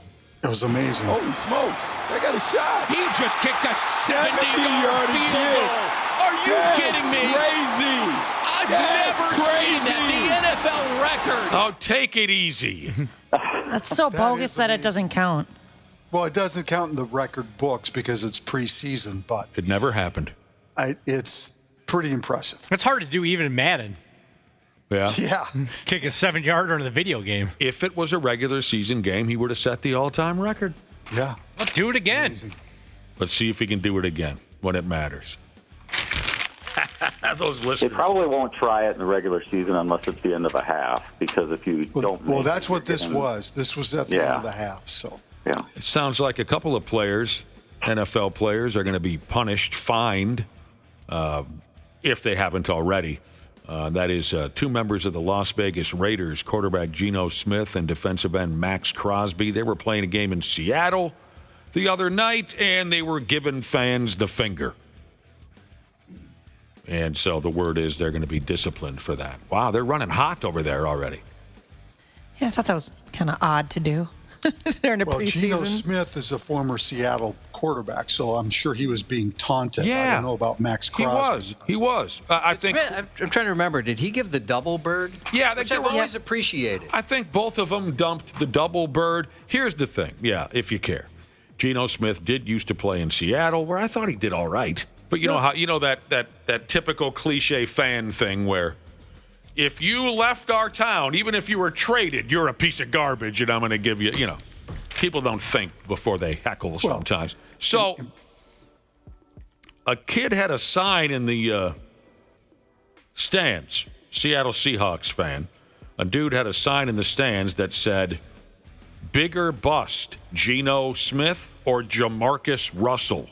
Oh, that's not even fair. Well, of course not, but it's the cliche NFL dork fan, frame of mind. So Geno Smith was pissed off by this, gave the dude the finger, and then Max Crosby, in solidarity, thank you, Josh, with his teammate, he went Well, since it's a fake game, they should send in fake money. Monopoly money. Mm-hmm. Yeah. And Pete Carroll coaches Vegas, and he was back in Seattle Pete Carroll. Give me a break. I'm kidding. I don't mind the guy at all. But I drink with a dude at the bar who can't stand the sight of him. I don't know why. Why? I don't know. He just can't stand the sight of Pete Carroll. Who was that big first baseman for the Royals when they won a couple World Series here a few years ago? Big first baseman, left-handed hitter. Hosmer, yeah. This guy that I drink with, if you're at the bar with him and sports is on television, if Pete Carroll or Eric Hosmer show up, he'll finish his drink and leave. Oh, come on. Quite the combo. You got to ask him. That's so random. You got to ask him, Brad Ryder. Brad, ask him. BroBible.com, they claim that a Buffalo Bill offensive lineman by the name of Deion Hawkins has the coolest off-season hobby in all of the National Football League. Dawkins. I'm sorry, what? Dawkins, not Hawkins. Oh, sorry. Tell us some of your cool hobbies, Josh. Maybe they'll rival this before I dump the information. What are some of your cool hobbies? Oh, I like to binge watch television. Yeah. Go on. I have a bit of a gear fetish when it comes to like audio production things. Buy a lot of plugins. You like to collect a lot of gear for audio production? Yeah, I like to watch YouTube videos on it. Ooh, well, you've got a brand new hobby starting today. Don't tell them yet. That maybe will rival this. I'm sorry, but I don't think audio production and binge watching television can rival this. This Dawkins kid, when he's not playing football, he is a drift racer.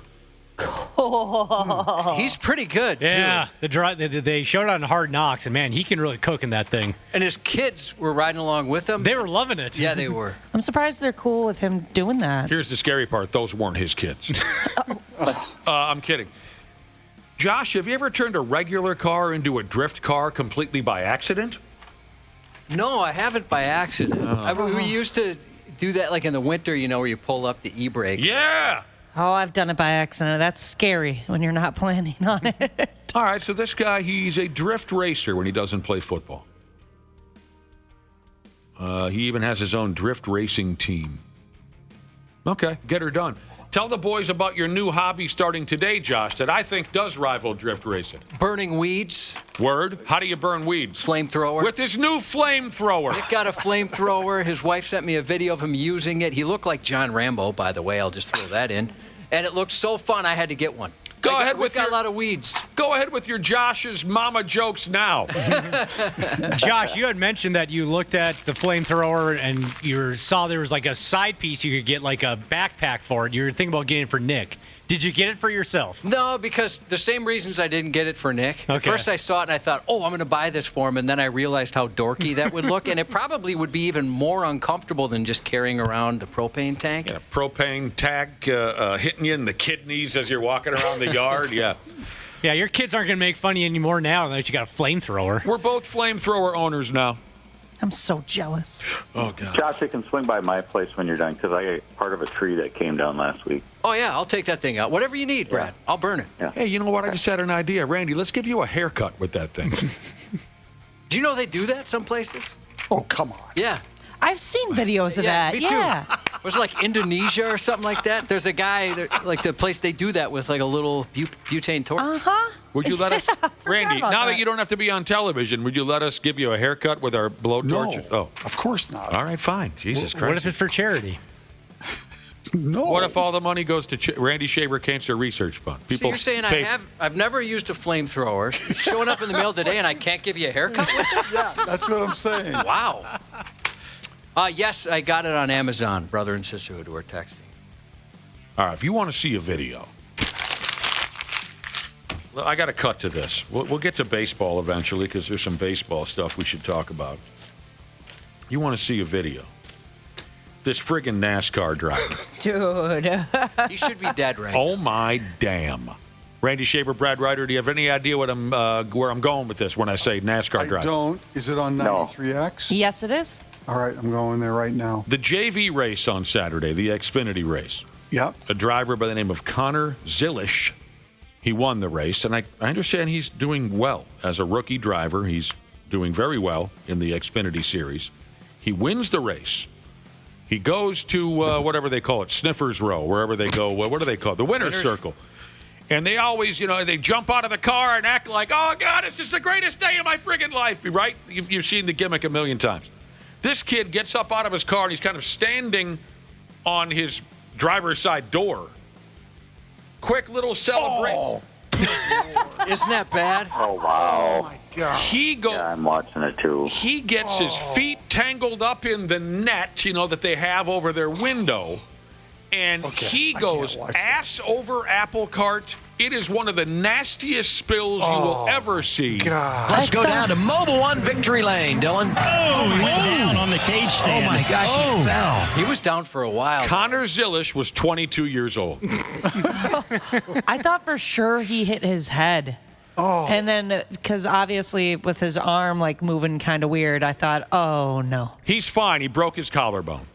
But if you want to see a tumble, F me running, is that an all-timer? Poor kid. He's excited, and he just got tangled up, and oh, my. I can see this happening to me. This is the me too. 100%. I would absolutely have. Just embarrass yourself right after having such a huge accomplishment. That's the worst, because this is going to live on forever. Everybody's talking about it. His whole crew is waiting for him so they can drink beer together. They got all the hot ladies gathered round, ready to present him his trophy, fans, media, every damn thing. And there he goes. That poor guy. Broke his collarbone. Unfortunate. Josh, it says here that they're wishing him a speedy recovery. Nice. I wonder how long that'll take to heal. Be able to drive again. I imagine you can't drive with a broken collarbone. I don't know. Yeah, it's not. Steer with your knees. You'll be fine. Oh, yeah. True. You can secure that thing and get in there and drive. Sure. Insult to injury now. Kid's laid up in the hospital. Embarrassed the hell out of himself. Lucky he didn't, like Josh said, lucky he didn't crack his head open and bleed out right there. He's laid out in the hospital, and then his dad got a hold of social media. His dad got a hold of social media and said the silver lining is pooping himself is no longer his most embarrassing moment. Dad! Oh.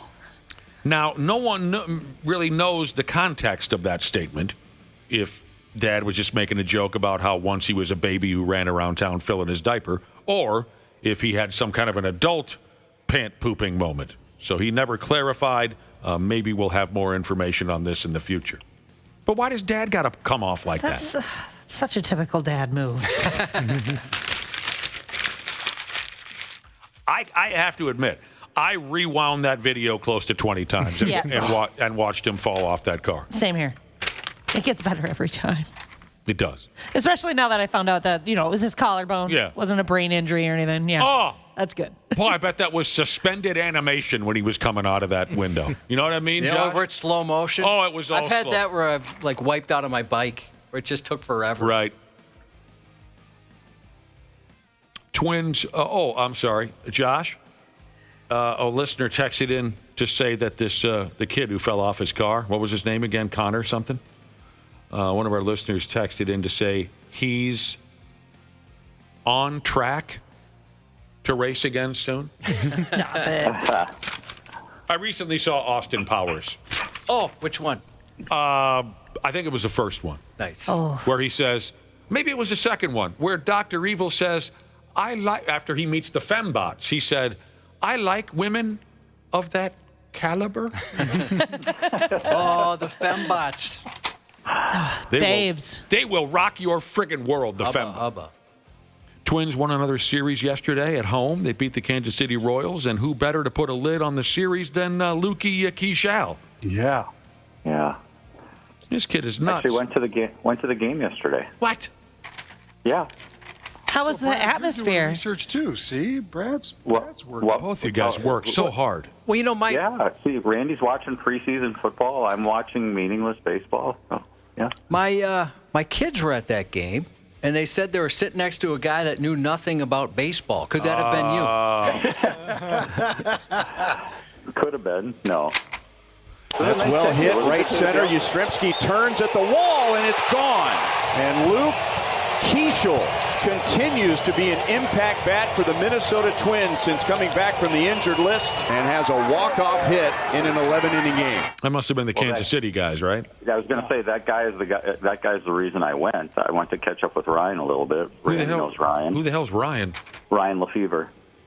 I remember the name. It's a cool name. Yeah, broadcaster for the. That was his voice right there? Yes. Yeah. Yep. Used to be an intern for me at Channel 11. Yep. Sure did. Well, he thinks he's a big shot now. He's a big tough guy now. Yeah. He's good. He's really good. About 25 years now. I'm kidding. He's really good. I hope he lives to be 1,000. You want to feel sorry for the guy. He's got 4 kids right now between the ages of 10 and 15. Oh, no. Well, he's never home during the summer. What does he care? F me. Yeah. Yeah, old Lukey Keisha. No, it was a fun day. It was a fun day. It was a fun day out there. He's a player. That kid is a player. He is a player. He's getting it done. Sunday was Kids' Day. Did you go there and run the bases after the game, Brad? Yeah, I was a little disappointed that I didn't get one of those free backpacks, those free back-to-school backpacks, though. They were giving those out yesterday. The walk-off hog that Keishal dumped on the crowd yesterday was his 3rd hit of the day. He's now reached base in 12 straight games to start his career. What the hell? I was reading something else over the weekend that said no one's been on a run like this since Mike Trout in the year 20 and 12. Wow, that's impressive. Yeah. There was another nobody getting playing time on the Twins roster yesterday, an infielder by the name of Ryan Fitzgerald. He went ahead and homered in his first career hit. Yeah. There were some great plays in the field, so there you go. Oh, just as interesting to me as Lukey Keishal. Michael Tonkin, the ultimate journeyman pitcher. I think this is his 3rd tour with the Twins. He pitched a scoreless 10th and 11th inning. Good Which for him. isn't easy to do because they inherit a runner at second base. Yeah. They got that stupid ghost runner on second base. The boys are in the Bronx to begin a 3-game series with the stupid Yankees tonight. Okay. With Zebby. Byron Buxton's going to be back. Yeah. Woohoo. Christian Vasquez is not going to be back. And this just sounds awful. He had to have emergency surgery because of a shoulder infection. It sounds like he got a cut somewhere on his arm, and being a catcher with the dirt and the sweat and the gear rubbing and this and that, he developed this horrible infection. Ooh. And, this was like a serious deal. We talking like sepsis? Well, that word was not used in the story, but probably about as close as you can come. Wow. So I would imagine he might not be back. That explains why Mickey Gasper was catching yesterday. Right. There's probably about 15 teams that could say what I'm about to say, but if the Twins just found a couple really good starting pitchers, they've got enough pieces to build around. Yeah. I'm with you, Brad Ryder. They've got some young position players that are going to be, really good. Well, if you think about starting pitching, if you think about this, you've got the Tate kid that they traded for. It's part of their deal. Yep. Walker is sitting in the minors, getting closer to being ready to play. You've got a core of good starting pitchers. You've got that young kid at St. Paul, the left-hander, Rojas, who they traded for. Mick Abel and Taj Bradley. They've got some young pieces there. And, I think the exciting part is that a guy like Keishel just kind of blossoms right in front of you, right? To have a guy like that just kind of go. Rodriguez in the outfield at St. Paul, he's a kid that they're really high on. They think he's got a chance to be pretty good. There are some pieces out there that, this team can be put back together. It's going to take a couple of years. Will they be patient enough to let all of that happen? But I you're right. trust the current ownership. I trust the current ownership to. But there's pieces there. God, you worship them.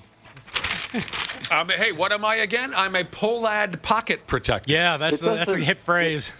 It doesn't feel like that era, though, where they were going out and getting guys like Otis Nixon to play the outfield. No. Otis Nixon. It feels like they've got actually guys, younger guys in the position players where they can kind of groom them and play them for a few years and be good again. Yeah. Yeah. Did you guys see what the hell went on in Milwaukee? No. The friggin' town's underwater. Yeah, what the heck is that about? All I could think is, I wouldn't walk through that. They got a foot of rain in 24 hours or something like that. And the reason I'm bringing it up during this conversation is the Brewers played at home Saturday night. And there are a lot of folks who never got their automobile out the parking lot. Oh, my gosh. Jeez. Cars with water up to the lid.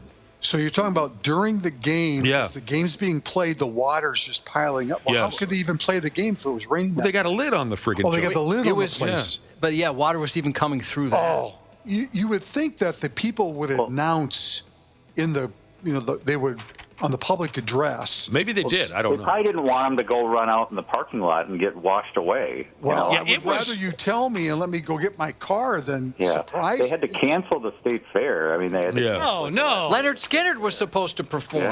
What's left of Leonard Skinner? Sure, that's... Can you imagine what... I mean, obviously the folks inside the ballpark were well aware that all hell was breaking loose, but I don't think they expected...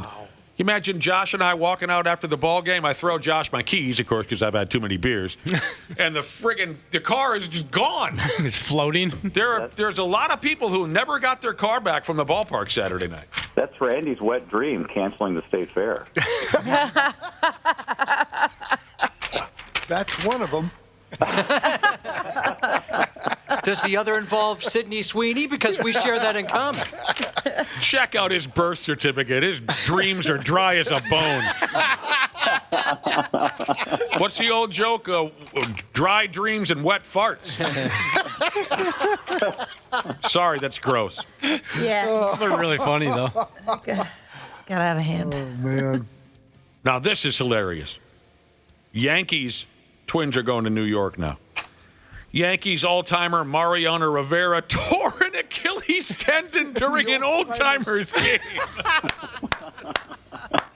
I'm surprised you don't see stories like this more often. Oh, my God. That is beautiful. This is why the Twins are not doing old-timers games.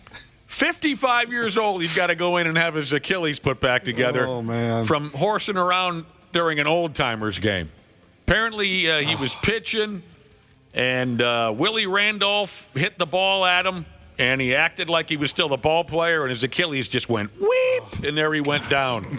The ironic part is he was one of the most durable players of that era. Like, he never got hurt, ever. Torn Achilles at the old-timers game. Wow. God, it brings me back to old Ron Washington. Yep. God. Why? I mean, maybe this is why the Twins never do that again. Yeah. I should say, this is why the Twins have never done that again. In the opening year of Target Field, when they had that old-timers game, that was so effing cool and so much fun. And Ron Washington was trying to run in from the outfield for a pop-up, and his hamstring went side F me running ways, and he locked up, and you could hear him holler when his hamstring locked up. And his Texas Rangers team is in the dugout watching. They're roaring, laughing at their skipper is now a pile out in center field. Randy was on the ball field. I was umpiring one of the bases. That was so beautiful. That was fun. And Gary Gaetti showed, this is now how many years ago? 15 years ago. So 2010. If I were a big league scout, I would have put Gary Gaetti on a major league roster. He still looked like such a friggin' ball player out there. Yeah. Speaking of the Brewers, we talked about their skipper and how the guy likes to eat garbage. Yeah. If you missed the story, the Milwaukee Brewers manager, Pat Murphy, he puts pancakes in his pockets before ball games and eats them during the game. He'll walk through the hotel and look through the pizza boxes in the hallway to see if there's a slice left in there. He'll put that in his pocket, and then he'll eat it during the ball game. Well, now at their ballpark, what's left of it, they're selling Murph's pocket pancakes. I love it. That's great. I hope he gets a cut for the rest of the season. Very smart. There's going to be a stand at their ballpark. I don't know what they call it now. They used to call it Miller Park. Rest of the Home games, you can buy Murph's Pocket Pancakes and enjoy yourself. No, thank you. You don't want a pancake in your pocket? No. Or are you just happy to see me? I'm just right. That's nuts. If you like great catches in the outfield, there were a couple over the weekend. Jurickson Profar of the Atlanta Braves climbed the fence to steal a home run away from some sorry sumbitch. That was a great catch. Not as good as the other one, though. Aroldis Adolis Garcia of the Texas Rangers. Garcia coming in. Amazing. Did he stay with it? He did! What a catch! A little juggling act with it! How did he keep that from hitting the turf? No. I don't know how he was able to get that bare hand on the play. Kind of like yes, Randy Shaver. I was just going to say that was crazy, and give the umpire, the first base umpire, credit for getting out there to be able to see that the ball did not touch the ground. That was pretty good. Kind of like the Ron Washington situation. A little pop-up. Everyone's racing like hell to get after it. Garcia got his glove on it, and then the ball jumped out of his glove, hit him in the nuts, and then he caught it with his bare hand before it hit the ground. Good player, that Adolis Garcia. Yeah, that was a great catch. Here's an athlete we should all become fans of. I saw an article over the weekend on a dude who is currently the 5-time beer mile world champion. Corey Belmore is the dude's name. He's a 30-year-old Canadian. I know. Over the past 5 years, he's dominated the beer mile, which involves dumping 4 Steve Weisers while running a mile-long foot race. Really effing fast. Ugh. Ouch. So much cramps. Yeah, I bet your gut would just... The acid reflux, too. No thank you. Just hearing it all swish around down there. Yeah, you can hear it. You can keep that title, man. The Beer Mile World Classic, he's won 5 of them in a row. It's an international event, so he's taking on the best in the world, the best the world has to offer. And he stomps everybody's guts out. You must drink a beer and then run a lap on a 400-meter track. And then you drink another beer, and so on until a mile is completed. Now, Randy, you ran track. 4 laps to a mile. 4 laps, 4 beers, and he goes pretty fast. What's he running in? What's the time? I'll tell you in just a second.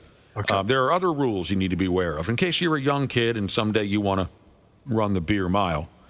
The beer must be at least 12 ounces. It must have no less than 5% alcohol. You can choose whether you want it to be in a can or a bottle. If you puke, you got to run another lap. Oh, God.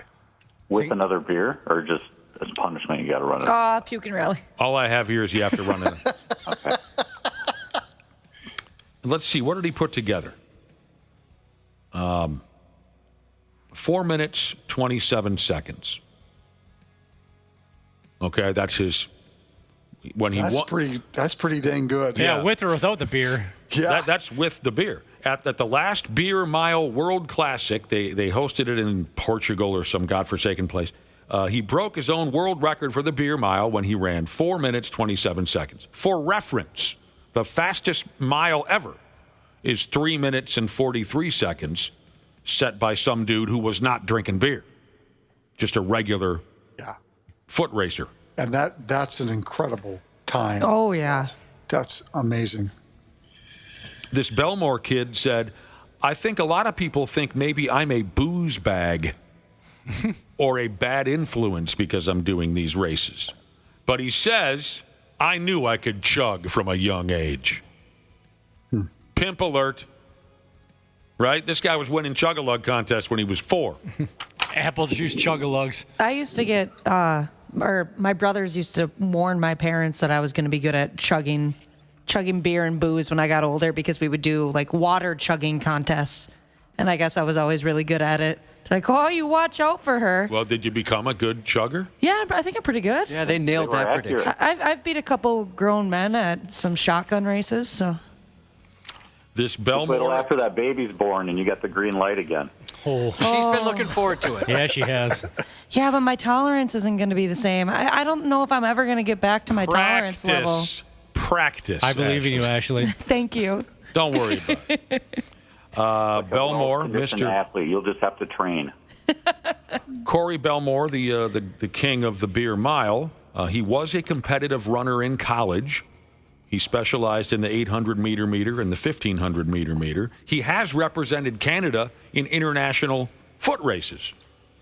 But then when he turned 21, he discovered the beer mile, and he's been whooping a llama's ass ever since.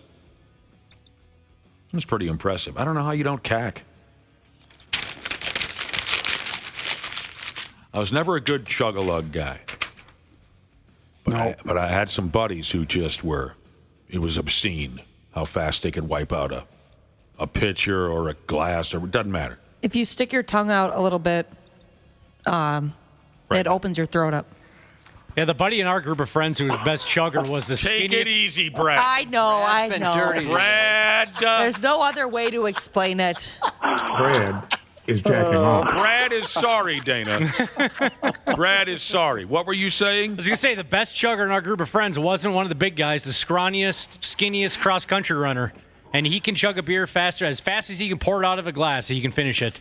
And he would win money against betting against, the big tough guys. Like, I can chug a beer so fast. And no way, you think you can beat me? He'd be like, let's put 20 on it. And he would school them all. It was awesome to watch. Some of these dudes, they were just born to do it. All right, before we go, Rui Hachimura of the Los Angeles Lakers has been training in the offseason with sumo wrestlers. We should host a sumo wrestling tournament sometime. That'd be a blast. The Half-Assed Morning Show, sumo show. And what I'm picturing is that we are the competitors. We all make a pact to put on a ton of weight and take a few months to pile on the weight. And then we sumo wrestle each other to the death. Brought to you by Chris Lindahl Realty or something like that. I just want to see you in one of those diapers. That's all I want to see. Well, you'll be wearing the same damn thing, Randy Shaver. But not for sumo wrestling purposes. Should we make a pact to put on just a piss load of weight in the next 4 or 5 months and then have a sumo wrestling tournament? I'm married, whatever. I think I'll pass. I'll pass. Cowards. Next thing you know, we're just banging into each other. I don't know where we would host this, at a bar or something. Ba-boom! Belly-to-belly contact. All right, so maybe that's not a great idea. I thought it would be fun. I'm down. We can wear those suits. Why can't we wear those sumo suits? It's not as cool. Because they're freaking stupid. That's why. Okay? Okay. What do you suppose would be the ideal foods for us to put on? Just nothing but Lunchables and milkshakes or something like that? Ice cream? Yeah. I always hear that Lunchables is just the... is like the Drink worst. a bunch of soda. Just, carb crazy. Pasta every night. Yeah, we all meet at the pizza buffet. Hell yeah. We already got a text from local legend wrestling referee Rob Page, who says, I know the perfect referee for our sumo wrestling tournament. Whatever. You're a mark, dude. All right. We got to get going again, Randy and Brad. Thank you very much. You bet. And we'll wrap with you. We'll have a great week of talking back and forth. You looking forward to it? Oh, can't wait. Absolutely. All right. Thanks, boys. We'll be back in a few minutes here on the Half-Assed Morning Show. The 93X Half-Assed Morning Show. Hey friends, Dana here. And yeah, sure, we got plenty of summer left, but we all know what comes next when the weather shifts from crotch soup season to frozen shriveled peas season. That's why I love my pals at Standard Heating and Air Conditioning. It's the perfect time to get them out and take a peek at both your AC and your furnace. Book your AC tune-up by August 21st and save $45 or save $90 when you bundle both. It's the early bird deal and it's the way to go for peace of mind on both ends. Go to standardheating.com and make sure to mention 93X when you book. YouTube personality Betty Johnson has cracked the code on a new era of newsmaking. Very controversial, very strong opinions. A person who speaks truth fearlessly, breaking for nobody. It's a new cultural landscape. We're not trying to politicize this. People are primed now, and forgive me, dude, it is what it is. Here's what's going on in your country, bro. The Benny Show. Get ready. If this is something that you needed to put a little pep in your step? No? Yeah? Okay. Follow and listen on your favorite platform. The Half-Ass Morning Show. 93X. I'll be with you in just a minute. I was making a phone call trying to figure out how the hell Cypress Hill barged their way into the building. Did they steal somebody's key or something like that? How did Cypress Hill get into it? Here we go. Welcome back to the 93X Half-Ass Morning Show. On a damned Monday. Hope everyone's doing well. We certainly do. Hope that everyone's doing. This one's for the broskies out there. Got something for the bros. We're just a big bunch of dumb, disgusting animals. We are. Big and dumb and gross. And stupid, too.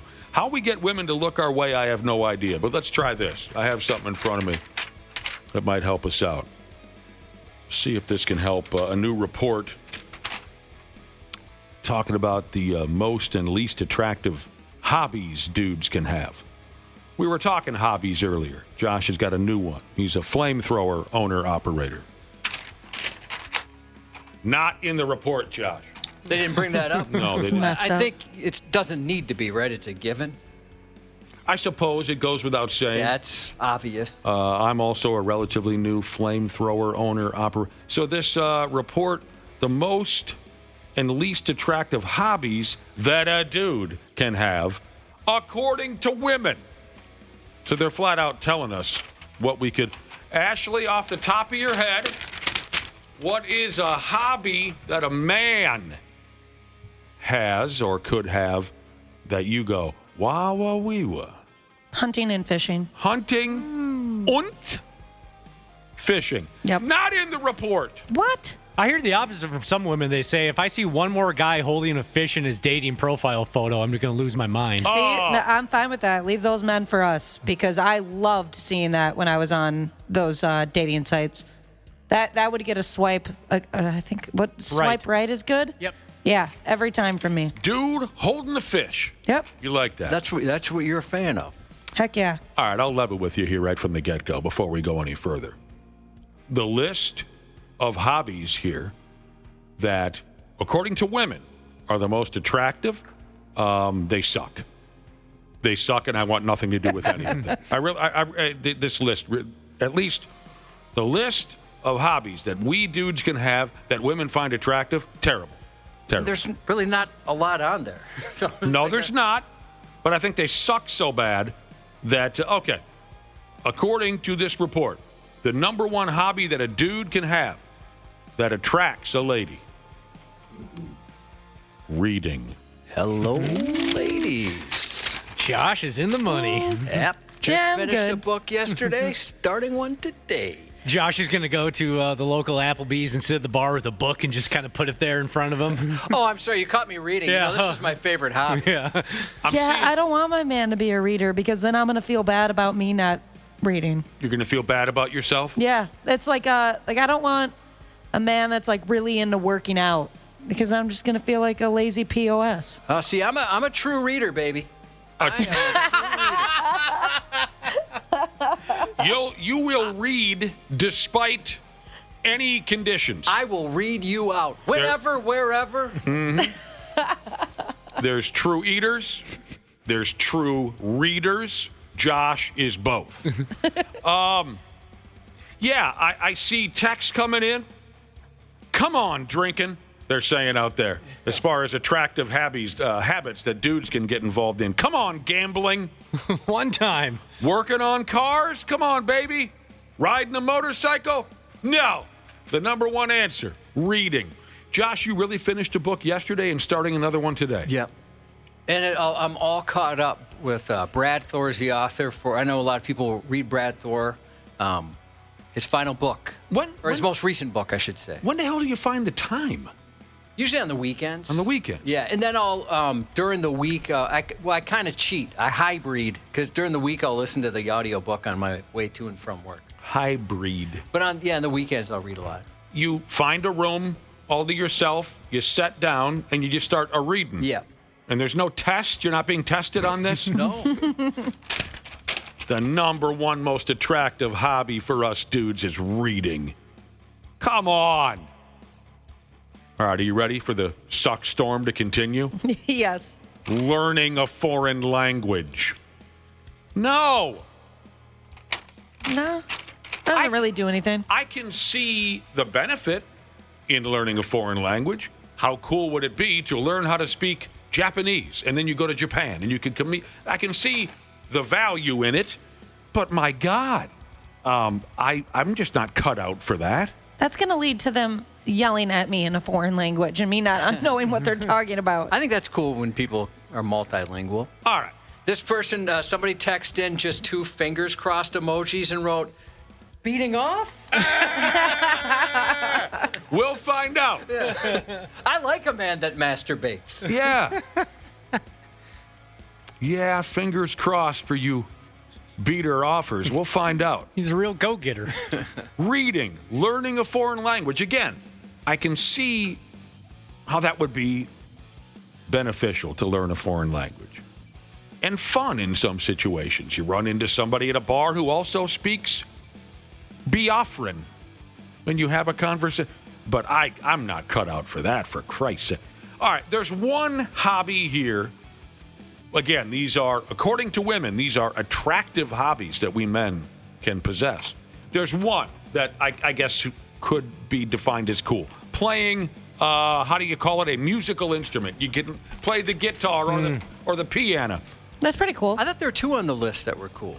Oh, well, that's for me, that's it. Cooking? Nope. No. Stupid. Yeah, that's attractive when a man can I can cook. understand why you would, but that's not what I was thinking of. So you're down with, you think cooking is attractive? A guy can make you up some sloppy joes. Yes, but at the same time, I wish I knew how to do it. Like maybe once a month, because I like to cook, so I don't want you in my kitchen. I've never cooked. And finally, woodworking. That's the one. Oh, really? Oh, man, I think that's cool when people can build stuff. Yeah, that is pretty sweet. Like they make their own furniture or something. Yeah, being able to do things with your hands other than the obvious joke. It would be pretty cool to be able to be like, hey, show like a video or a product and be like, can you make this for me? And then being able to be like, oh, yeah, absolutely. As long as they do it. Because my dad is very talented. He's a carpenter his whole life. But as my mom would, she'd probably say it's a lot of empty promises that she's gotten. No, I'll get around to it. Yeah. That stuff is awesome. He's promised to build her many bookcases and rocking chairs, and it's never happened? Well, a lot of it was like renovating the kitchen or the bathroom. But I do get it, because if you do that kind of stuff all day, I doubt you want to come home and do it too. I'm not saying anything negative about dudes who are into woodworking. Sure, you have a wonderful skill, and I'm sure you could build me a house in 10 minutes. I'm just saying I would take no interest in that hobby. I wish. I thought about, I don't know if it's still there, but I think it was Burnsville had a place where they kind of let you do that and teach you how to do it. They got all the equipment. I don't know if it's still, but that's something that I thought about doing. Like Boy Scouts for adults? Kind of. I remember the one thing I remember of Boy Scouts is building a birdhouse. That's cool. Woodworker Jesus said, well, I am offended. Again, dude, you rule. Knock yourself out. I'm just saying I would never, well, I haven't had a date in a couple years. I better take up one of these hobbies. I can't, you're not going to catch me in my garage with a block of wood, beginning stages of God knows what. Sorry, that's not a hobby I have any interest in at all. One thing sorry, go ahead. I was going to say, so the list again: reading, learning a foreign language, playing an instrument, cooking and woodworking. Liquid Steel Jesus said, well, I'm never getting laid again. No, I think this list isn't correct. Another one that I would throw on there that's pretty huge for me is being into sports. Being into sports, cooking, and what did you say, fishing and hunting? Yep. So Ashley wants a guy who's into sports and fishing and hunting. I don't know where in Minneapolis or Minnesota you'd find that. Yeah, it's going to be hard. Good luck. How did you ever find a man? All right, much more fun to discuss are the hobbies that we dudes have that women find unattractive. Here we go. Like I said, guys were texted in hoping that drinking, gambling were on the positive list. Let's see if they made the negative list. Okay. These are the hobbies that women find very unattractive. online activities like arguing with strangers on social media. Yeah, that's weird. Don't do that. And people love doing that, though.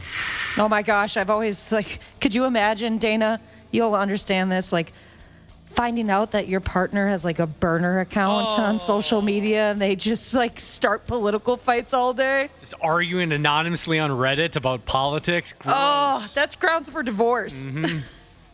Well, a lot of guys do that.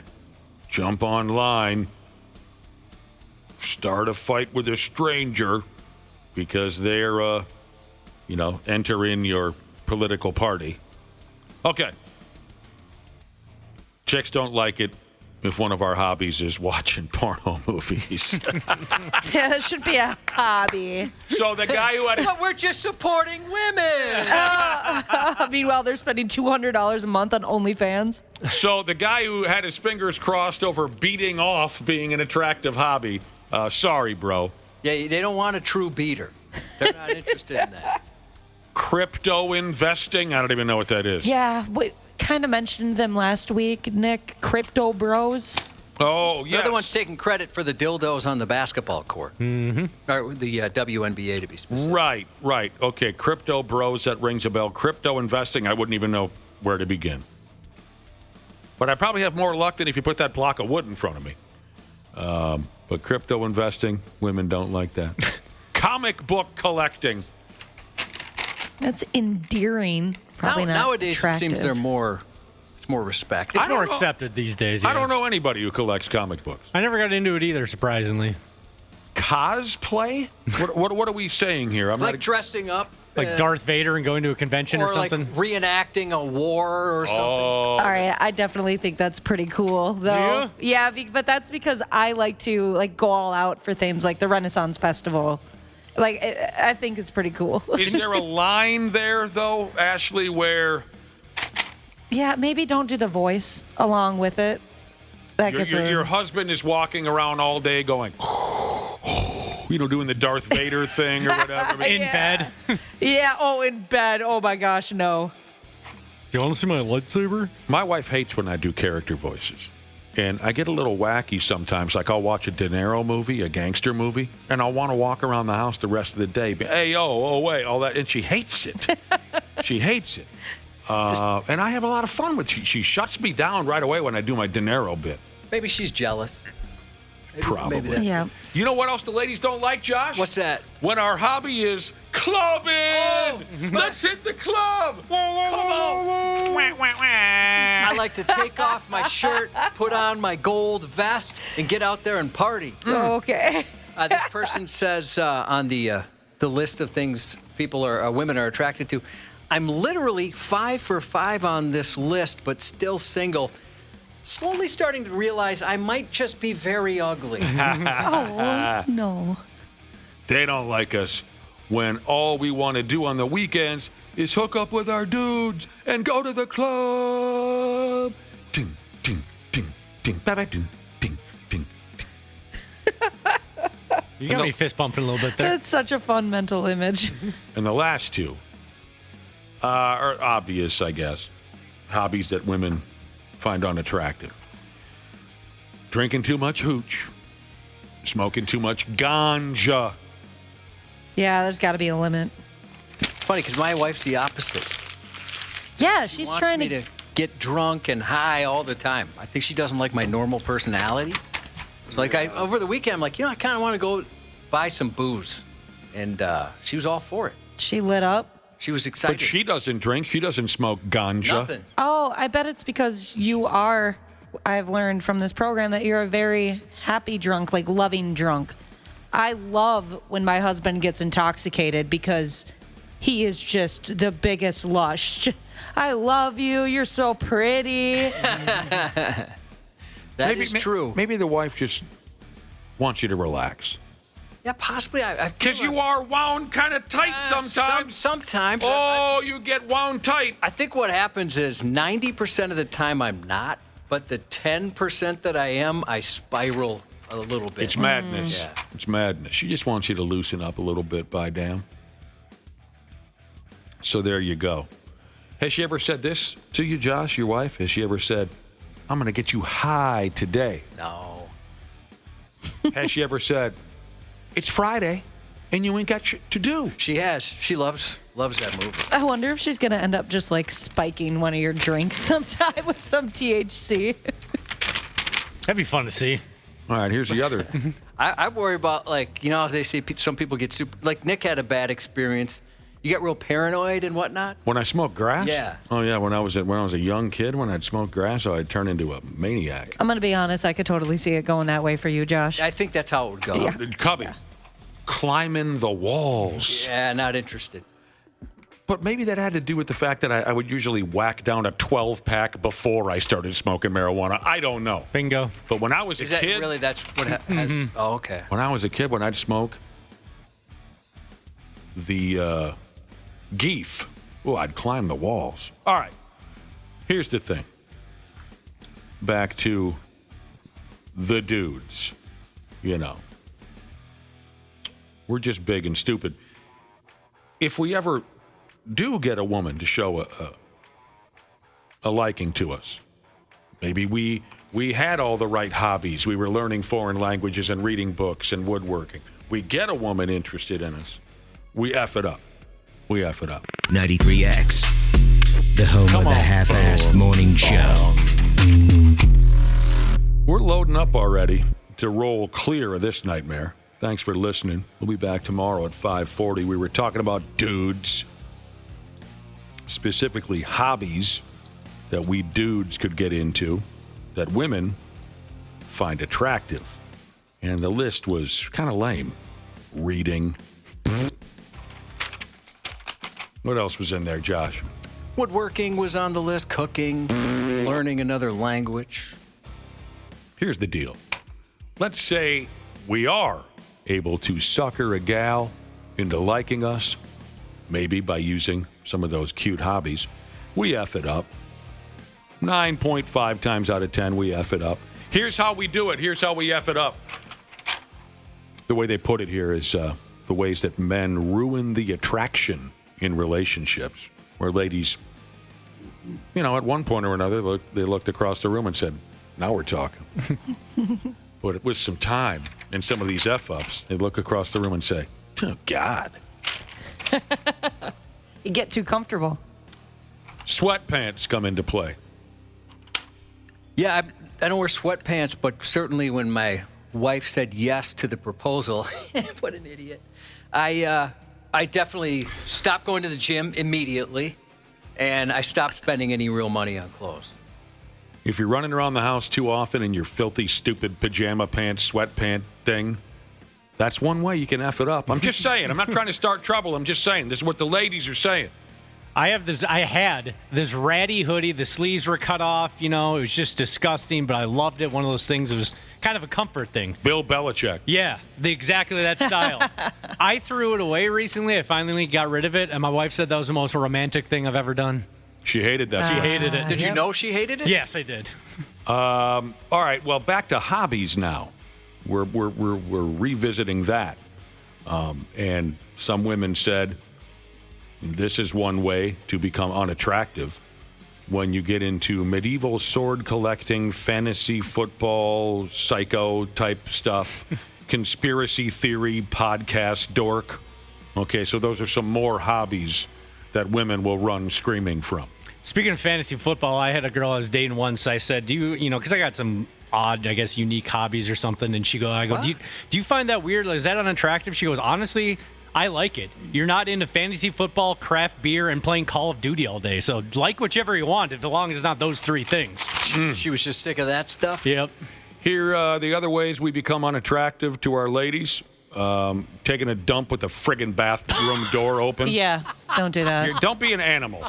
I don't understand. If I live to be 1,000, I won't understand this open door taking a dump. I mean, obviously, if you're home alone, that's a different story. But those couples that dump in front of each other. What's wrong with you? Walk in and out of the bathroom while one of them's taking a deuce. You people are disgusting. Having a conversation where like one person's right outside the door and the other one's taking a dump. It's gross. I hate that. It's wrong. It kind of reminds me of, so my husband has stopped saying, well, most of the time now, has stopped saying excuse me after like belching or something. And I'm like, hey, Let's not get too comfortable there. You all still right? want some politeness Yes. in the mix? Absolutely. Let's say when we become too stinky, you're not using deodorant and whatnot. You think you could just smell like roadkill in the house. Our natural musk. Right. A little bit of that is all right. I like this one. When we repeat the same damn stories over and over again, your lady will walk out on you. She won't find you attractive anymore. I feel bad when people do that and they act like I haven't heard it before, and I'll always just pretend it's my first time hearing it because I don't want to take that away from them. I've been that guy quite a few times where I've said, hey, did I ever tell you the story about the time me and Big Al? And she'll go, yes, I know the story of you and Big Al, yes. My uncle has a habit, and you've probably seen this, Nick, where he'll tell a joke, and if he gets a laugh, he immediately tells it again. In case there's anybody around that didn't hear it. I have that problem. When we stop complimenting our ladies, they don't find us attractive anymore. When we spend too much time laid out on the couch like a lump of garbage. When we fall asleep while watching a movie. What's wrong with that? Oh, if it's every single night? If it's every single time. It's every movie night turns into him sleeping with his mouth open 15 minutes in. When we hog the blankets too much. Separate blankets, always life-changing. I've been in a few blanket fights where I thought maybe we were going to start punching each other in the face. Oh, and becoming the household philosopher. Yes. So this one was kind of interesting to me because I didn't really know what they meant, but they say, when every minor inconvenience sparks a deep, unrequested TED Talk about how society works. What is TED Talk? What does that mean? It's like a presentation. Oh.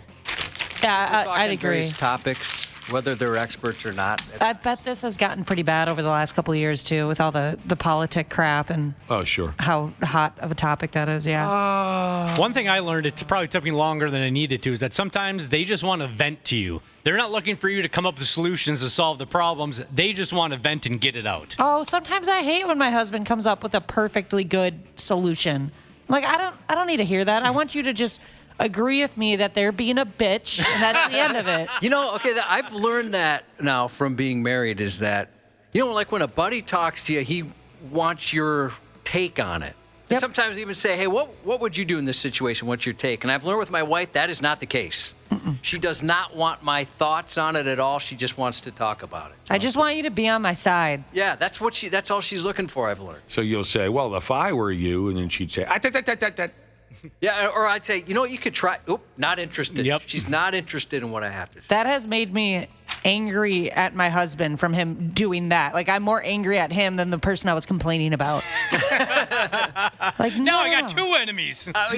We're thinking we're helping, but I've learned she doesn't. That's not what she wants. Well. Yeah, it's weird. I don't know why we're like that. You can't win for losing. So there you go. 9.5 times out of 10, when we get a lady to look our way, we F it up. By the way, back to hobbies. Did you see this text message where a listener texted in and said one of his hobbies is performing push pops? Oh, what's a push pop? I don't know. Maybe if you asked him differently, he'll tell us. What's a push pop? Yeah, you got to have some desperation in the voice. Well, we've done it so many times. I don't know what it is. Shout out to Parker, headed to boot camp in San Diego this morning from your proud dad. Banging dents, not chicks, Jesus. Happy birthday to Captain Lovin' Jesus from your lovin' captain. Congratulations to bigger Blink fan than Dana Jesus. 3 years sober today. Hell yeah, congrats. Yeah, congratulations. That's from your brand spanking new wife, heart-shaped emoji. Happy birthday to Braxton, turning the big 08 today from mom. Happy birthday to my brother. Hope it's subpar at best. Whose brother? My brother. I'll be damned. And happy Flamethrower Day. I'm getting a flamethrower today. So happy Flamethrower Day to each and every one of you. Barring a flamethrower-related inferno, we'll be back tomorrow. 93X Half-Assed Morning Show. 93X.